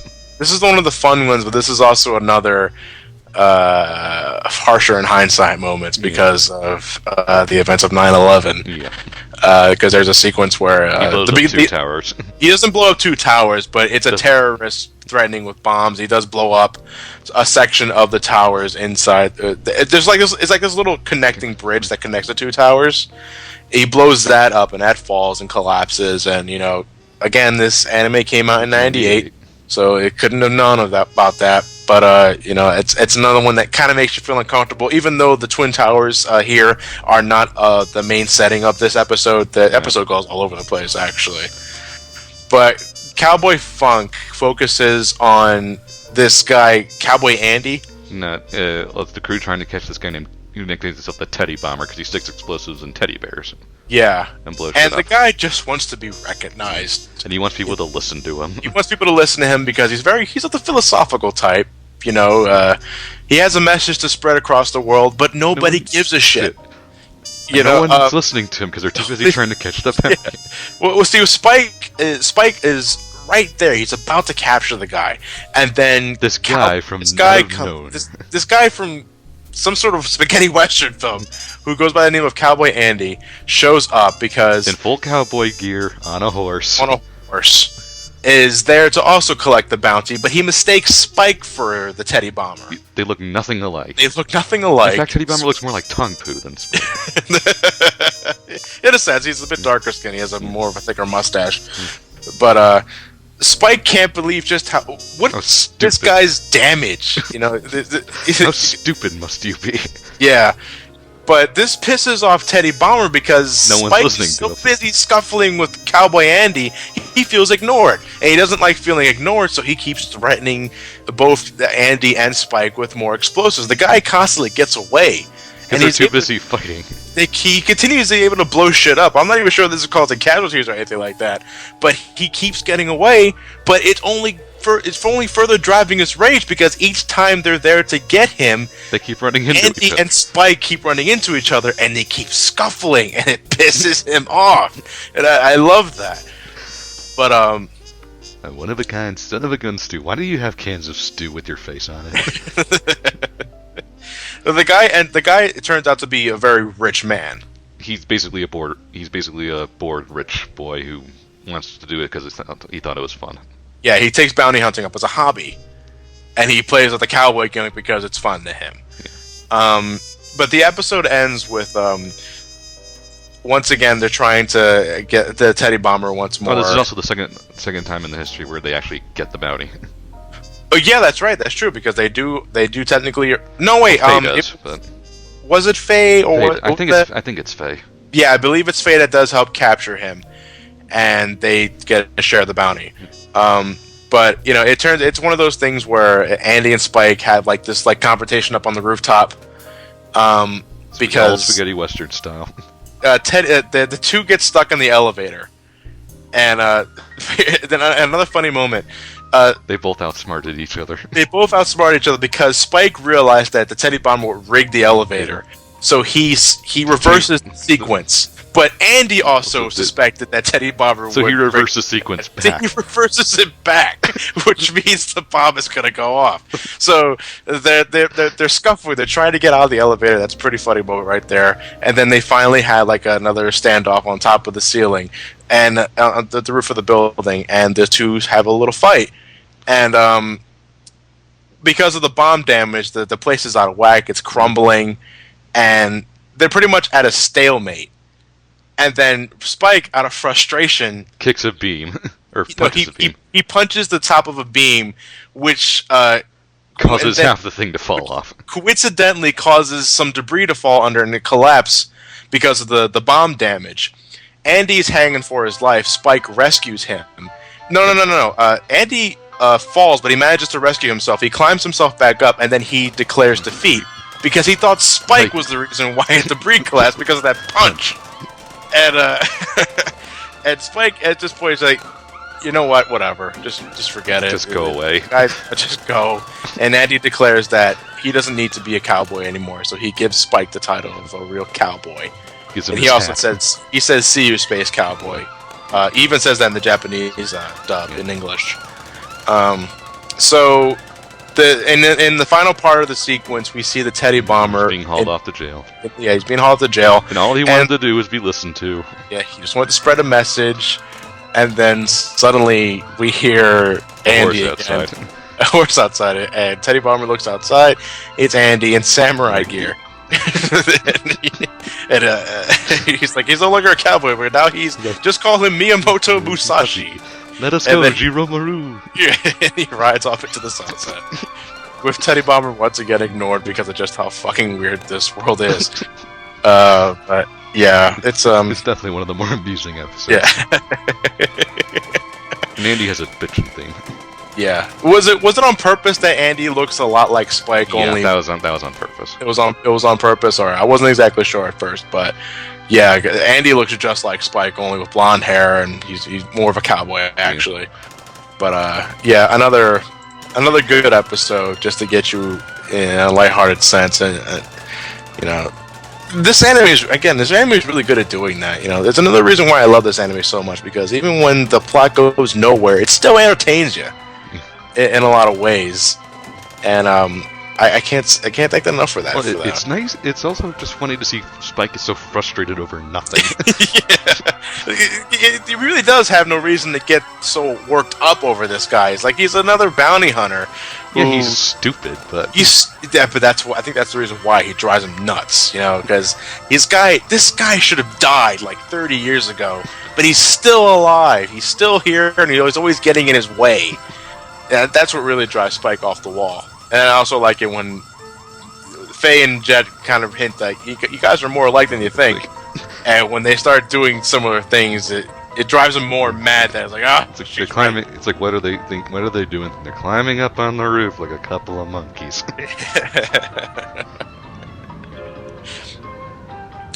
Oh man. But anyway, we never see Andy again, though. I miss him. No, we never do see Andy again. Maybe we could have used another episode where he was Miyamoto Musashi, but the cowboy episode for me did enough for me. So I don't know. But anyway, we're almost done here. Almost. We have 4 more episodes to go. So how about the inspiration for BrainScratch commentaries? Yep, session 23, BrainScratch. BrainScratch. This is what you named BrainScratch after. Yep. Was there any reason why that immediately came to mind? Is it because of the synopsis of this episode, or? I think well, let's see. I think it was more just I recognized it as game related, and I was a big fan of the series, so I just named it that. Yeah, I can definitely draw the parallels, but yeah, fun trivia there. Even though I kind of already mentioned the head time earlier. Yeah. This is what BrainScratch got its name from. With that said, this is definitely one of the trippier episodes. Yeah. To be honest, after Cowboy Funk, I can. It's trippy in a sense, but it's actually one of my least favorite episodes too. Yeah, it's one of my more upper favorites. Well, because I guess because I'm more into hard sci-fi than you are. It could be that. But to me, it's like there's not enough going on here. Well, it's very introspective. Well, what it is that there's this cult or this the seeing eye or whatever it is. I can't exactly define Scratch. Yeah, you can call Scratch a cult actually. Yeah. That presses on that to reach enlightenment. You have to enlightenment. Give up your physical body. You need to give up your physical body and digitize yourself. Digitize your mind, so that you can live forever inside the digital world. Yeah, and basically half this episode's a big homage to Ghost in the Shell. Oh, that could be a reason why I don't really get what's going on here, because I don't know exactly what it's paying tribute to or what the subject matter is Ghost here. in the Shell is a movie about what is humanity when an AI learns to think for itself and can live on its own in cyberspace. Well, apparently, people that are converted to Scratch, that's the name of the cult. It's written in acronyms. I don't know what the acronym stands for, but some followers of cult are committing suicide. So a bounty is placed on Floyd Landis' head. Yeah, the leader of Scratch, and they're not exactly sure how to get to him at first, because as far as I'm aware, this guy's completely digital. He doesn't have a physical body of any sort. Or he doesn't really even exist. That too. So they realize that they can connect to Scratch through this new virtual reality console. The Virtual Boy. Yeah, it's the Virtual Boy. Damn it! You see, this is why I'm glad it never got past 9 games. Because shit like this can happen. Suicide, son of a bitch.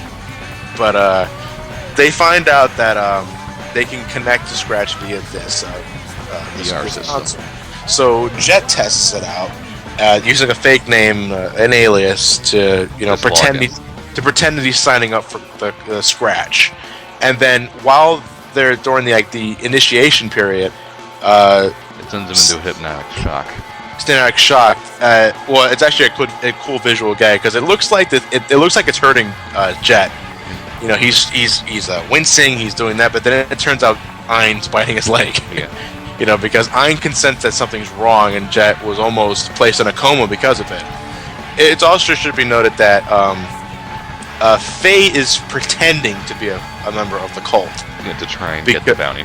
She wants the bounty for herself. Bitch.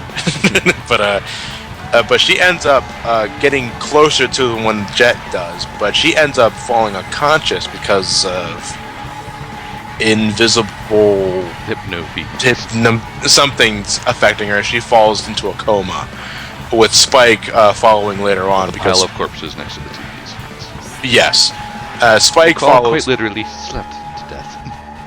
Oh yeah. But Spike is on Faye's tail because of that, and he's on the trail as well. But since Jet couldn't do anything from the virtual console, the Virtual Boy standpoint, he tested it on Ein. I don't know if that was against Ein's will, but Ein, being a data dog, can maneuver it. He's maneuvering it, and he's hacking into the database. He's getting everything. Ed's just sitting there amused watching. Yeah, it's like, holy shit! It's like, this dog knows what he's doing. And I think it's at that point because and before this episode, I don't think that Spike and Jet knew that Ein was a data dog. I think they knew he was relatively intelligent. Oh yeah, relatively intelligent, but he wasn't a data dog. Yeah. I believe so, because because in that same episode where they rescue Ein, the bounty show tells what a data dog is, but they don't think that Ein is one. I don't think they do anyway. Or if they know, they don't care. Yeah. Well, in this episode anyway, because to me, if I had a data dog, I'd sell that son of a bitch for a few million woologs. But Ein is able to hack into the Scratch's to get all the where it's coming from. They traced where the Scratch's signal is coming from, which Jet and Edward have to go. It turns out to be a hospital. Yep. One of the more amusing scenes where they have to dress that up. They have to pretend they're relatives father and son, visiting a sick person that they knew. So Jet is wearing old-fashioned suit, and Edward is wearing a purple dress. And even though Edward's a female, it still looks like she's cross-dressing. Yeah. She does. She looks completely unnatural in that purple dress. And Jet's trying to tell the Saw story, and Ed is just running around like a goof. Yeah, like she's like this is a mentally retarded sister. I think that's what they were trying to go for, but it somehow works. It does work because the guy in the desk is falling for it. He lets Jet and Edward by, and they go to the source, and it turns out to be this comatose kid who I wasn't sure what happened to him. He was I think he was a hacker of some kind. Yeah. But he basically had an accident and fell into the coma and upset about how he couldn't have a boundary of his own now. He kind of hacked, I guess, the computers in the hospital or something. It's not really explained well. He did something he had to do something from his mind. Yeah. Because he was able to create Scratch from his comatose state. He's able to kill people with this invisible hypnotic wave beam because they are put in the deep sleep. It's never really explained, but we do know is that Jet and Edward, they remove Scratch. They don't take him off life support. No, they just unplug him. They unplug him from the internet, or the outer internet, I should say. So now he's just on life support. He's not a threat to anybody else, and for some reason, Jet puts handcuffs on him. It does lead to one of the more interesting visual pieces where the Floyd Landis character becomes less and less detailed.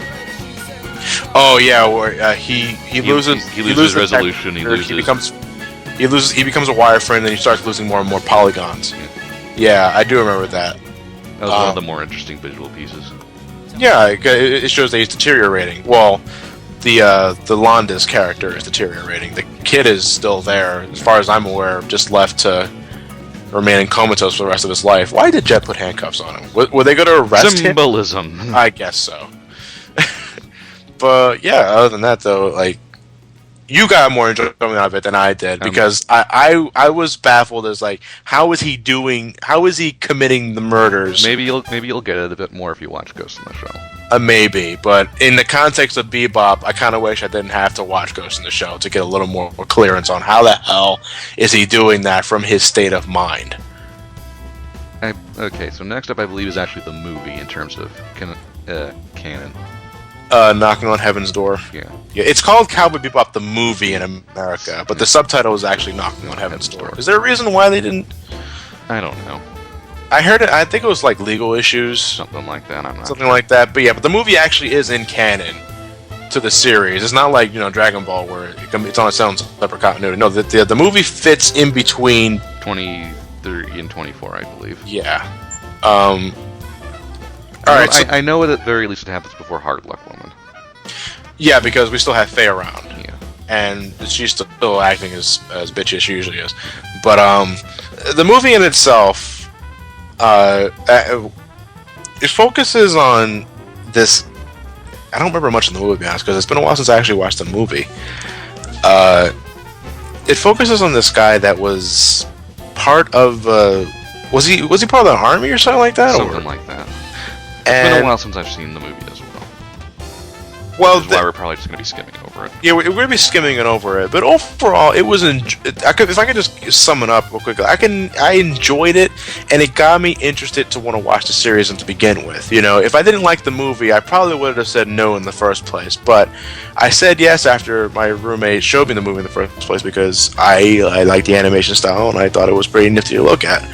But in terms of the plot itself, hold on, I have the real quick plot synopsis because I'm drawing a blank here, and I'm trying to remember where this is going.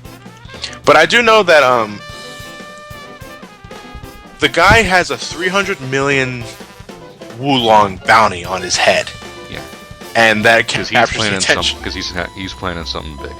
Yeah. And he draws attention to himself because Faye chases down the truck where he's supposedly in. The truck detonates, and the guy comes out of it no worse for wear, which is immediately suspicious. But also, upon the truck exploding, releases this sort of Gas or something. virus or gas that causes people to hallucinate that they're seeing butterflies before they die. Faye ends up getting infected because she has a close encounter with the guy himself, and I'm drawing a blank here, but it's pretty much a very long episode. And it works for what it's trying to do. It does work for what it's worth, and it turns out the guy that's responsible for this also had a love interest, who's pretty much a really no nonsense military woman, voiced by Jennifer Hale, who wants to stop the guy herself with the assistance of she doesn't like Spike at first because he's a bounty hunter. He doesn't know respect for the law whatsoever. But the two end up working together, and in the end, the guy dies, leaving the girl with some closure, and that's that. But it's very psychedelic in a sense, especially once the whole butterflies thing come, because things get trippy if you start seeing the butterflies, you're pretty much fucked. Because I remember the guy that worked for the guy in black suffered from the butterfly illness, and he died. Yeah. Faye almost died from it, but she ends up surviving because the blood inside the guy in black is able to counteract the butterfly effect. And Faye ends up being okay because she kisses him. Well, he forces a kiss onto Faye because he likes Faye. And in the end, he ends up dying from gunshot wound, I think, from Spike. Or it might have been Jennifer Hale. I don't remember her name. What about the 3 old men in the plane who sunk the Bismarck? Now, the reason why they were in the plane in the first place was because they were crop testing to get rid of the virus, was it? Yeah. Yeah, okay, that's what I remember that. Because This is just like the time he sunk the Bismarck. But yeah. But other than that, though, I don't remember much of the movie because it's been a long time since I've seen the movie. But to enjoy the series, you don't need to watch it. At this point, though, if you've already watched Cowboy Bebop at this point, and you're hankering for a much longer episode, then yeah, you're better off watching the movie, and I could probably recommend it. Just don't start with it, like I did. Get some context and who these characters are. But overall, the animation from a technical, the movie from a technical standpoint is still beautiful. It has the best animation in the series, I think. It's a movie; it needs to have that kind of budget. It still has that great soundtrack the series is known for, and overall, it's very pleasing to the eyes. It's like a very long episode. I've said that already. It counts them out of times, but anyway. Time for some more closure. Closure. The next episode is Hard Luck Woman, session 24. Hard Luck Woman gives us closure for 2 characters. 3 if you're counting the dog. Oh, mine too. Yeah, alright, 3. Alright, so the episode begins with Faye looking at the Betamax tape again. Trying to figure out where. Trying to figure out what the hell is the deal, what are these locations, why isn't anything clicking, until she has a shower scene, because every anime needs one. At least she's legal. Well, she's legal, and there's no money shot. There's no titty shot, there's no ass shot. It's lower back, upper back, and it's just her face from then on. And then suddenly, she remembers. She remembers everything. She realizes that, she's from Earth. Well, duh, but... Yeah, well, we know that at this point. And the accident that happened was a shuttle accident. If something happened, she was riding, I guess, a tourist shuttle? No, I believe she was one of the first groups going to a moon colony. Is that... there's no dialogue in the flashback. I believe it's just hinted at when the doctors are talking in the previous one. Yeah. So a shuttle accident happened. The shuttle, one of the shuttle engines malfunctioned, causes the thing to blow up, and that's the accident that put Faye in the cryogenic sleep in the first place. And she was young 20s then. Yeah, she was. No, I would say she's probably late teens or young 20s. Late teens or early 20s at that point. But that's the accident that happened, and before then, she was actually, I think, from a rich upbringing. Yeah, relatively. Or upper middle class, I should say. Because she had high school friends, all that shit. She had a beautiful house. Or the Sailor Fuku. Yeah.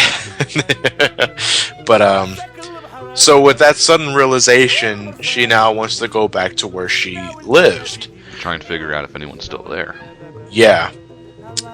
And, Edward, of all people, says that she can help her because she recognizes that area one of the areas that's on the videotape. So Faye, okay, let's go. If you know where this is at, then I'm going to trust you. But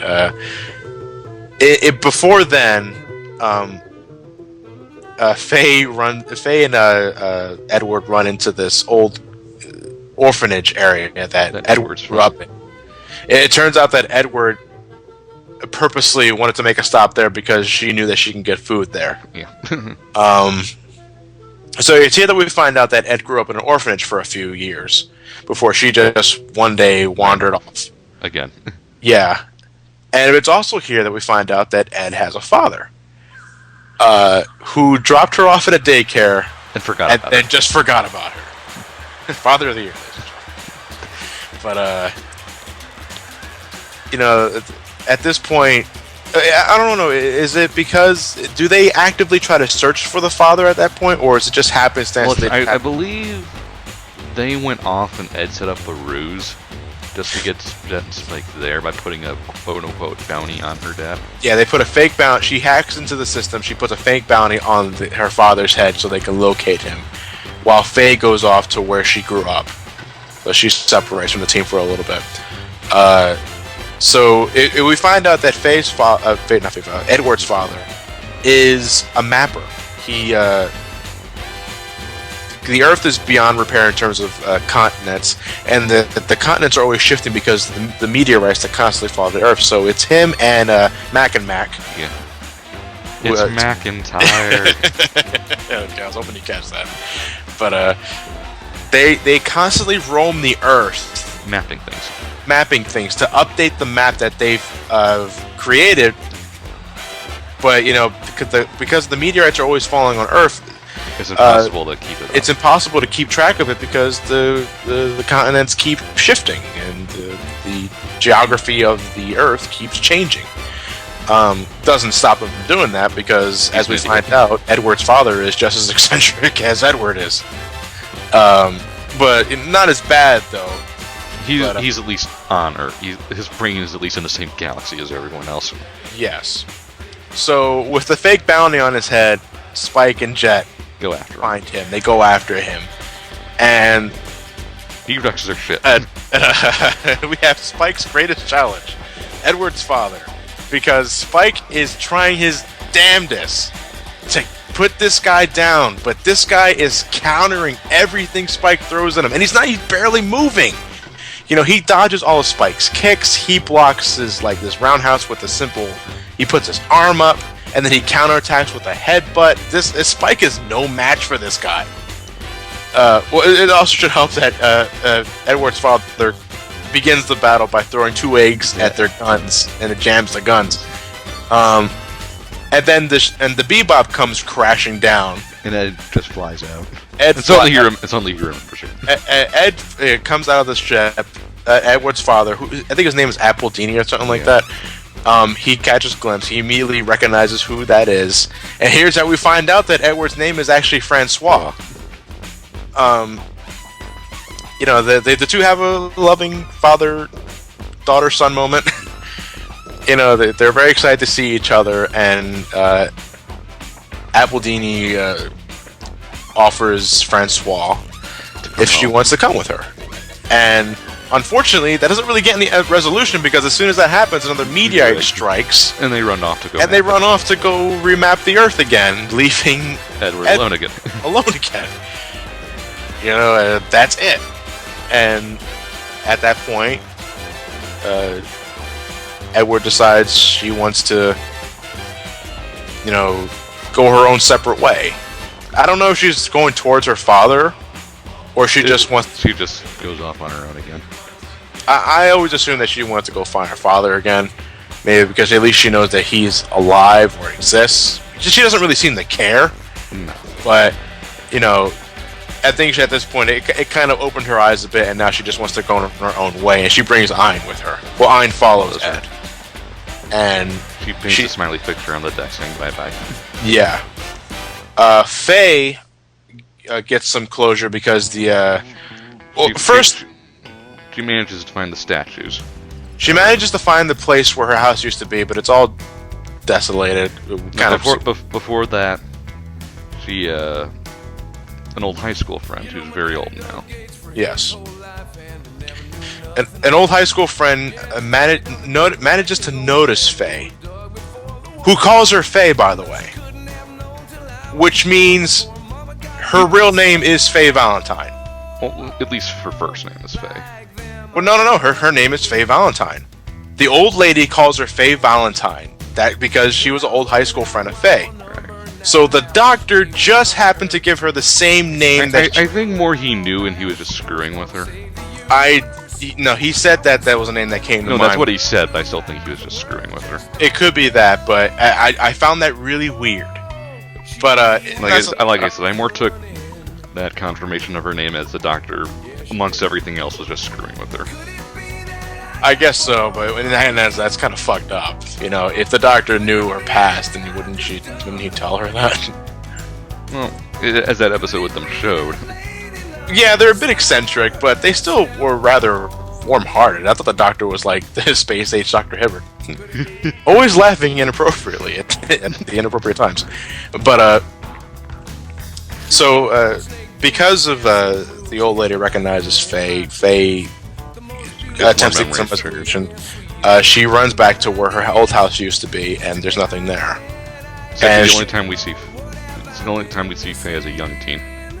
Yeah, in one of the clips. she gets progressively older as the flashbacks keep happening. She starts as a child, then she becomes a preteen, then a teenager, and then a young adult, and then it becomes Faye again. And then, at that point, since there's nothing left, she lays down in the area where her old room used to be. And draws a square, or rectangle for the bed.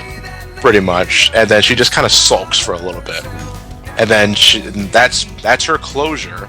Because after that, it's not happy, but it's closure. It's not happy, but it's closure. She finally gets, some answers as to where she came from or something like that. And, it's not much, but it's something. And it's enough for me. Yeah.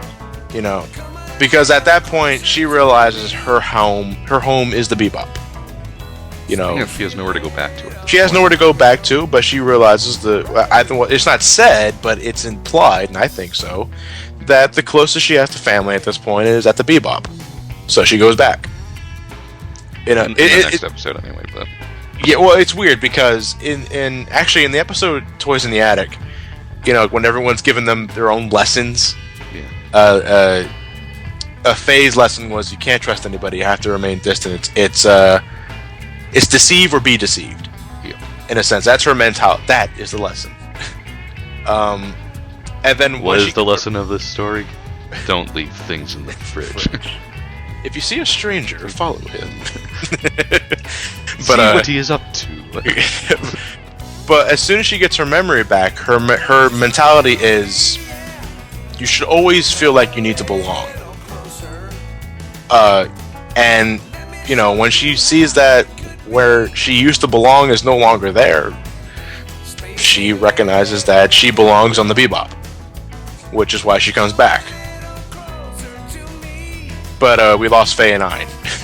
You mean? I keep getting those names confused. Ein and Francois. Francois. Okay, so we only have one plot resolution. Remember Vicious? I don't. We haven't seen him for 13 episodes. Oh man, we haven't seen him since Jupiter Jazz. Yeah, it's like, oh man, it's like all right, that guy, he's still alive. Remember, this is about Spike now. No, I'm kidding. No, that's actually one thing I love about Cowboy Bebop. Cowboy Bebop is not all about Spike. It's about everybody on that ship. And I actually think they do a good job giving everyone their own character arcs and giving them not always proper closure, but enough closure to... It feels like their story's wrapped up. Yes. So, the last person to wrap up is Spike. So, we have a two-parter, the last two-parter of the series, and the last two episodes in the series in general, the Real Folk Blues, session 25 and 26. One of the best ending themes ever. Yeah... Well, by the time we got to this area, I was already kind of sick of the song because the credit song of Cowboy Bebop is the Real Folk Blues. So when it starts playing in the middle of all the flashback sequences, I was like, hey, oh, is it the end of the episode already? Oh, no, it's only the middle of it. If we may back up a little bit just to the preview of this episode, I do like Jet's little monologue at the end of Hard Luck Woman. It's like, you know what I've been thinking? I'm actually kind of a dog person. It's just him reminiscing that he actually does kind of like the rest of the crew. Yeah. As pain in the ass as they can be. And I thought that was nice. So, the Real Folk Blues begins with Spike and Jet. They're ambushed by some of the Red Dragon Syndicate. Because Vicious is done fucking around. Yeah, Vicious has a plan, and he plans to get it fulfilled, and he needs Spike dead at this point. But they're saved, though, by Shin, who turns out to be Lin's brother, and they look exactly alike. They're identical twins. Convenient. Yeah, they're very convenient that they're identical twins. Your name, Shin, huh? I'm just going to call you Lin. That's not Lin. It's my original character, Shin. Shin saves Spike and Jeff from the Red Dragon attack, and because he realized Shin knows about what happened with Lin, and he wants to get back at Vicious. Until then, he's pretending he follows Vicious, in a sense. So you know where that's going, in a sense. But he's so dead. Yeah, he is. But So Jet ends up getting shot in the thigh, so he's immobilized for the time being. Basically, the only reason that happens is to take him out of the fight. Yeah, it starts going all deep and philosophical about, My one eye sees in the past. is it all a dream? He feels like he needs to die just to find out if it is a dream or if it's really happening. All that mumbo jumbo, letting go of the past, living in the future, all that shit. Was everything after episode 5 just a coma dream? I don't know. And then did we all die in Toys of the Attic? Are we in dreams? I don't know. But Did Tongue Poo's aerial assault knock my head off backwards? who am I? How did I get this? What am I doing here? But so I'm trying to remember how exactly. It's Faye that runs into Julia. How though? I believe they meet in like a bar or something. Yeah, I believe it was a bar. So Because Faye's still moping about her past. Yes, yeah, you're right. She's still moping a bit about it, and in the bar, and Julia comes in, and she's being hunted down by Red Dragon Syndicate too. Faye notices that she helps Julia. They both get in the car. They manage. Yeah, they manage to thwart the syndicate that's on their tail, and Julia knows somehow that Faye is one of Spike's affiliates. I don't know how, but Julia knows. And it's been hinted at that. Does she? Because this is the first time she's appeared, isn't it? No. I'm talking about how she might know. It's been hinted at that bounty hunters are somewhat famous if they make a name for themselves. Actually, you might be right, because how did Edward find about the Bebop in the first place? Yeah. It's been hinted at that particularly particularly notorious bounty hunters are well known. So maybe the Bebop crew is just somewhat famous. Okay, that makes sense. Okay. So Faye spreads the message to Spike that Julia is waiting for her in the cemetery. Was it? I think so. Well, in some meeting spot that Julia says Spike would know. He would know where it's at, and that's where the first part of the episode ends, I believe. I think so. So the second part of the, while all this is happening, the Syndicate arrests Vicious because they've had enough of his. They've had enough of him. They know what he's trying to do because Vicious is trying to become the leader of this Syndicate. And kill everyone who stands in his way. Yeah, including the 3 old guys that represent the Syndicate. So they arrest him and put him on death row pretty much, but they let his bird go away. Shouldn't have done that. Yeah, should have done that. But eventually, Vicious's bird breaks him out. The bird blows up, I think. Right. Like it was like it was rigged with bombs, and this causes a lot of confusion, mass hysteria, cats and dogs living together. Black and white. But Vicious is able to escape. He gets his sword, assassinates the 3 elders. Now he's suddenly the leader of the Red Dragon Syndicate. So all the commotion ends. Now he's the leader. Now he's going after Spike and Julia. Because he just wants to. He just wants to. So the first victim on that list is Annie, the girl that was talking to Spike earlier back in the Ballad of Fallen Angels. We don't care. We don't care because we don't really get much development from her. It's sad to see her go, but we didn't really connect with you in the first place. I'm sorry. Thank you, nameless character. Spike and Julia end up they're on the run. They got the Syndicate on their asses. Spike's rocking the shotgun like a boss. Julia showing that she can fight for herself too, but not enough because she ends up getting shot in the back. What you said. That you only meant well. What the hell are you saying? Dear sister. Oh, okay. Well, Julia gets shot in the back. She hits her face pretty fucking hard on the way down. Yeah. The ultimate face fault. Or if I may quote another AMV health, play. Nana. What do you say? I'm just dying in your arms tonight. Oh, well, no. Well, no, yeah, she's not dead yet. You would think a face fault that heart would kill her instantly, but no, she's still I'm just able to say. in your arms tonight. She's able to say a few final words that we don't initially hear at first because they want to be symbolic. The Julia dies. Spike. I guess this kind of lifts some weight off of his shoulder a bit because he goes back to the Bebop. And he goes back to the Bebop prepared, but he's also in a better mood. Because the first thing he tells Jet, they're not on good terms at this point because Jet doesn't want Spike to go out because he knows what he's gonna do. He knows Jet knows that Spike wants to die because he wants to see if it's all a dream or not, all that yada yada yada. But Spike comes back. And he says that he's hungry, and then suddenly we're back in the first episode. Bell peppers and beef. Was it actual bell peppers and beef this time, or was it still just bell peppers? Just bell peppers. Oh, okay. But Spike doesn't complain this time. He doesn't complain this time, no. He's grateful for the food. And he's pretty much... the whole thing is pretty much Jet knows what Spike's going to do, but he's not even going to bother stopping him because that's Spike's decision. Faye, on the other hand... doesn't want Spike to go because he's one of the few people that he has now. Yeah, and then it's pretty much like she goes back to where she came from to find out that she has nothing left, and then she goes back to the place where she belongs and finds out that she's slowly losing them too. So Faye, I'd imagine, is getting the worst out of all this, because she just wants to belong. Well, it's heavily implied at the end of the series that Faye and Jet just team up.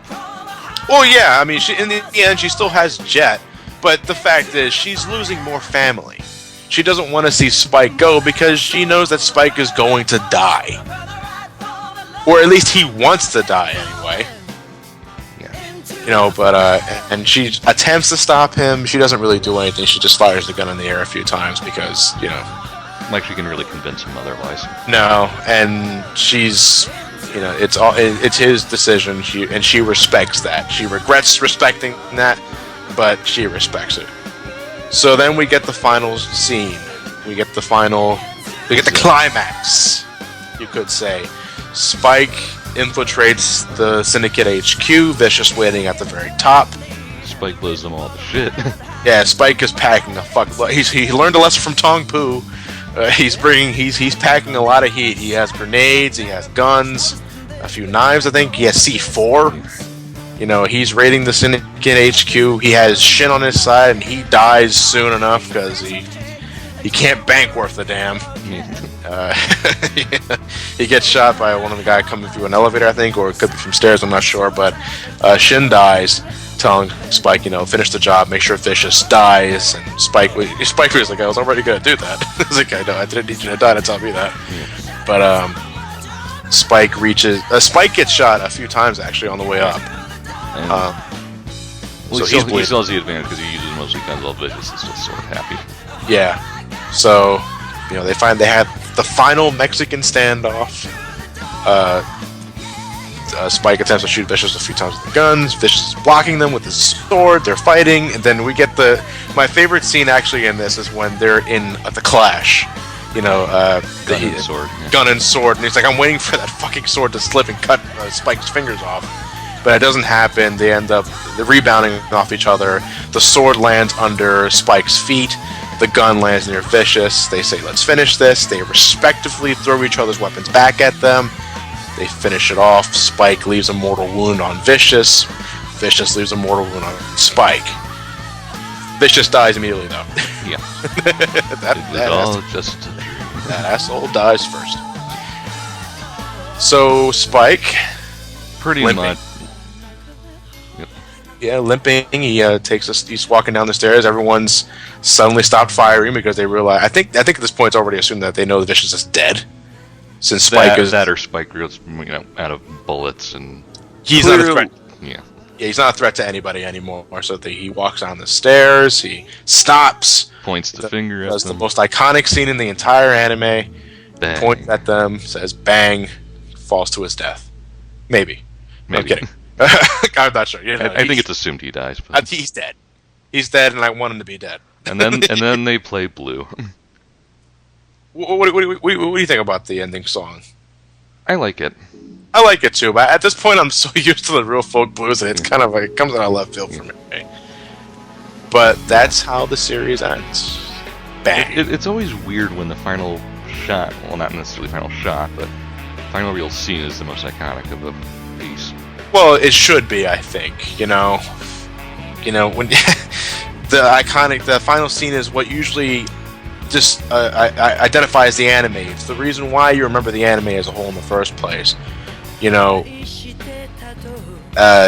got Sopranos. You can think of the Sopranos. You think the cut? No, it's not a fade out. It's a cut to black. You know, a fade out would have been too generous. But you know, eating dinner, cut to black. What? It cuts to black. It is the most iconic scene in the film for all the wrong reasons, mind you. But it leaves an impression. This leaves an impression too because it's awesome. It's awesome, and it's closure. Every character at this point has had closure. At this point, Spike gets his.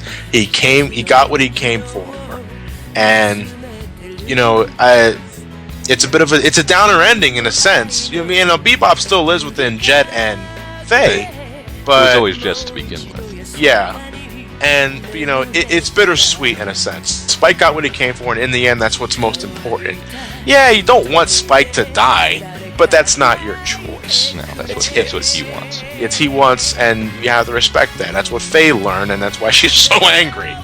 You know, but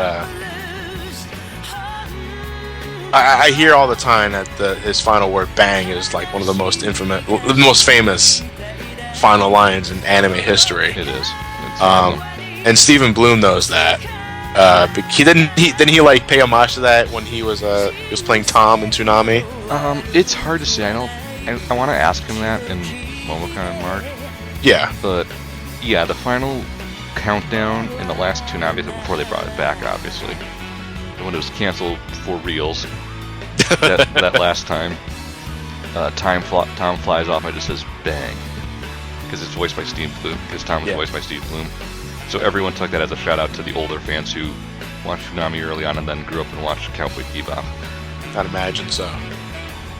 But overall, your general opinions, like, if someone asked you why the hell you like this series so much, like, what would you tell the anime newbie, the one who wanted to get in the anime in the first place, and he wanted to watch this?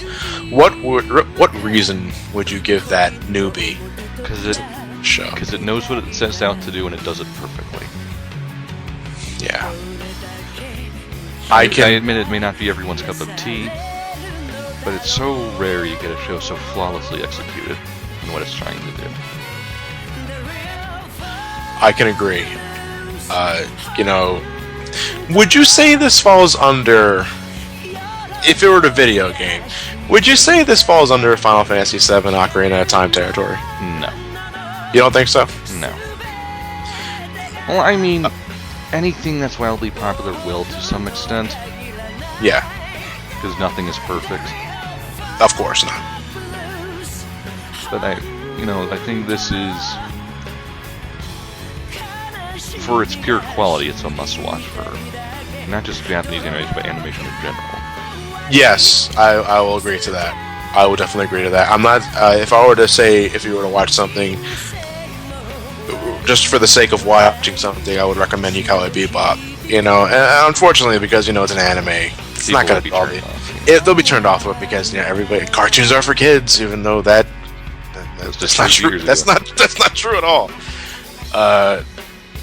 If it's just for a general piece of entertainment and good storytelling and all that, just for the sake of entertainment, I would recommend them Cowboy Bebop because it grips you. It's just one of those. So many people so many movies, TV shows, whatever you don't consider art anymore. This is one of those things I would put up there in that category. Something that should be saved. Well, yeah, like, how we have, like, the National Film Registry for certain select films that just leave an impression on you or historically significant. Yeah, I would definitely recommend. If there was, like, a separate category for, like, animation, anime or just animation in general or any sort of media, I would definitely register Cowboy Bebop the entire series in there because this gets so much praise for a reason. Damn it, there's a reason why I think doesn't Adult Swim to this day still show this damn show. Yeah. And it's for a reason because people love this anime. I love this anime. I still see Spike and Faye cosplayers. I'm not an anime guy, but I still love the hell out of this series. And I go back and watch it at least once every year. I'm very grateful. My roommate Jacob, he introduced me. Thank you, to this. Commander Yako. He introduced me to this, and I'm very glad he did because, god damn, this was so entertaining. We were thinking about doing this retrospective after we did the Dragon Ball Z one, and if you wanted to rewatch every episode, I wanted to rewatch every episode of it because I wouldn't be able to. I wanted to make sure I give this retrospective the attention it deserved because, god damn it, I love this show. And it's not in a sense of I've stated in Dragon Ball retrospective that I enjoyed Dragon Ball as I grew up, but in the end I end up liking it more because I like to riff on it at times. But Cowboy Bebop, in a sense, I love it because it is that damn good to me. I love the characters. I love the plots and I love each episode brings something different to the table, and while some are better than others, mind you, overall it is something I'd heavily recommend you watch. It's like the animation's perfect. The soundtrack is perfect. Yes, oh man, if anything, just for the soundtrack alone, I recommend this anime to you. But it's flawlessly acted in a time when people weren't even caring about dubs at all. No.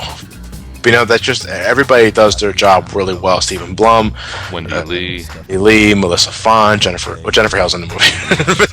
But I can't, all of everybody does their job well. I can't think of a person that I don't like or maybe Rocco, but there's another one person I don't like in terms of the voice. I think everyone does a fantastic job here. It's pretty much still Steve Bloom's and Wendy Lee's most famous roles. They're magnum opus. Yeah. Most maybe they had different opinions. I'm not sure, but they both really like the series. Oh well, we've said enough at this point. Go watch this series, please. That means you, Ted. Don't torrent it. Don't download it. Buy it. Please it's buy on Bandai's site. Yeah, please, stuff like this deserves your money.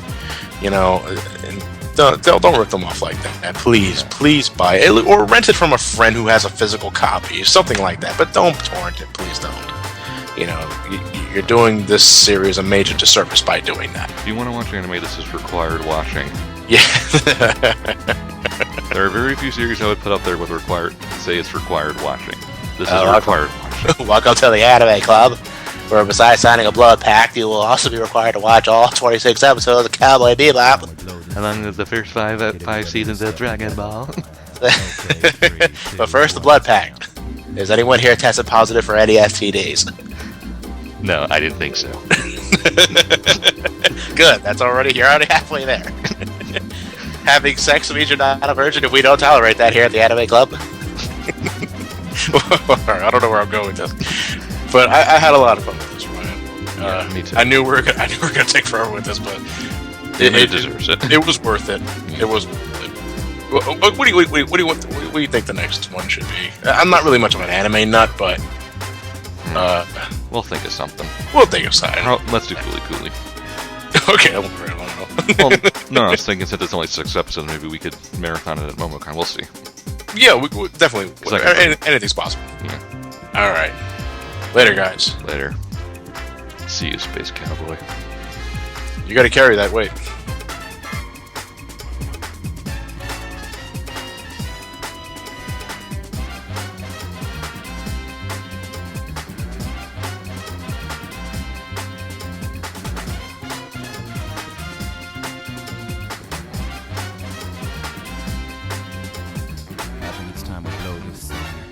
Get everybody on a step together.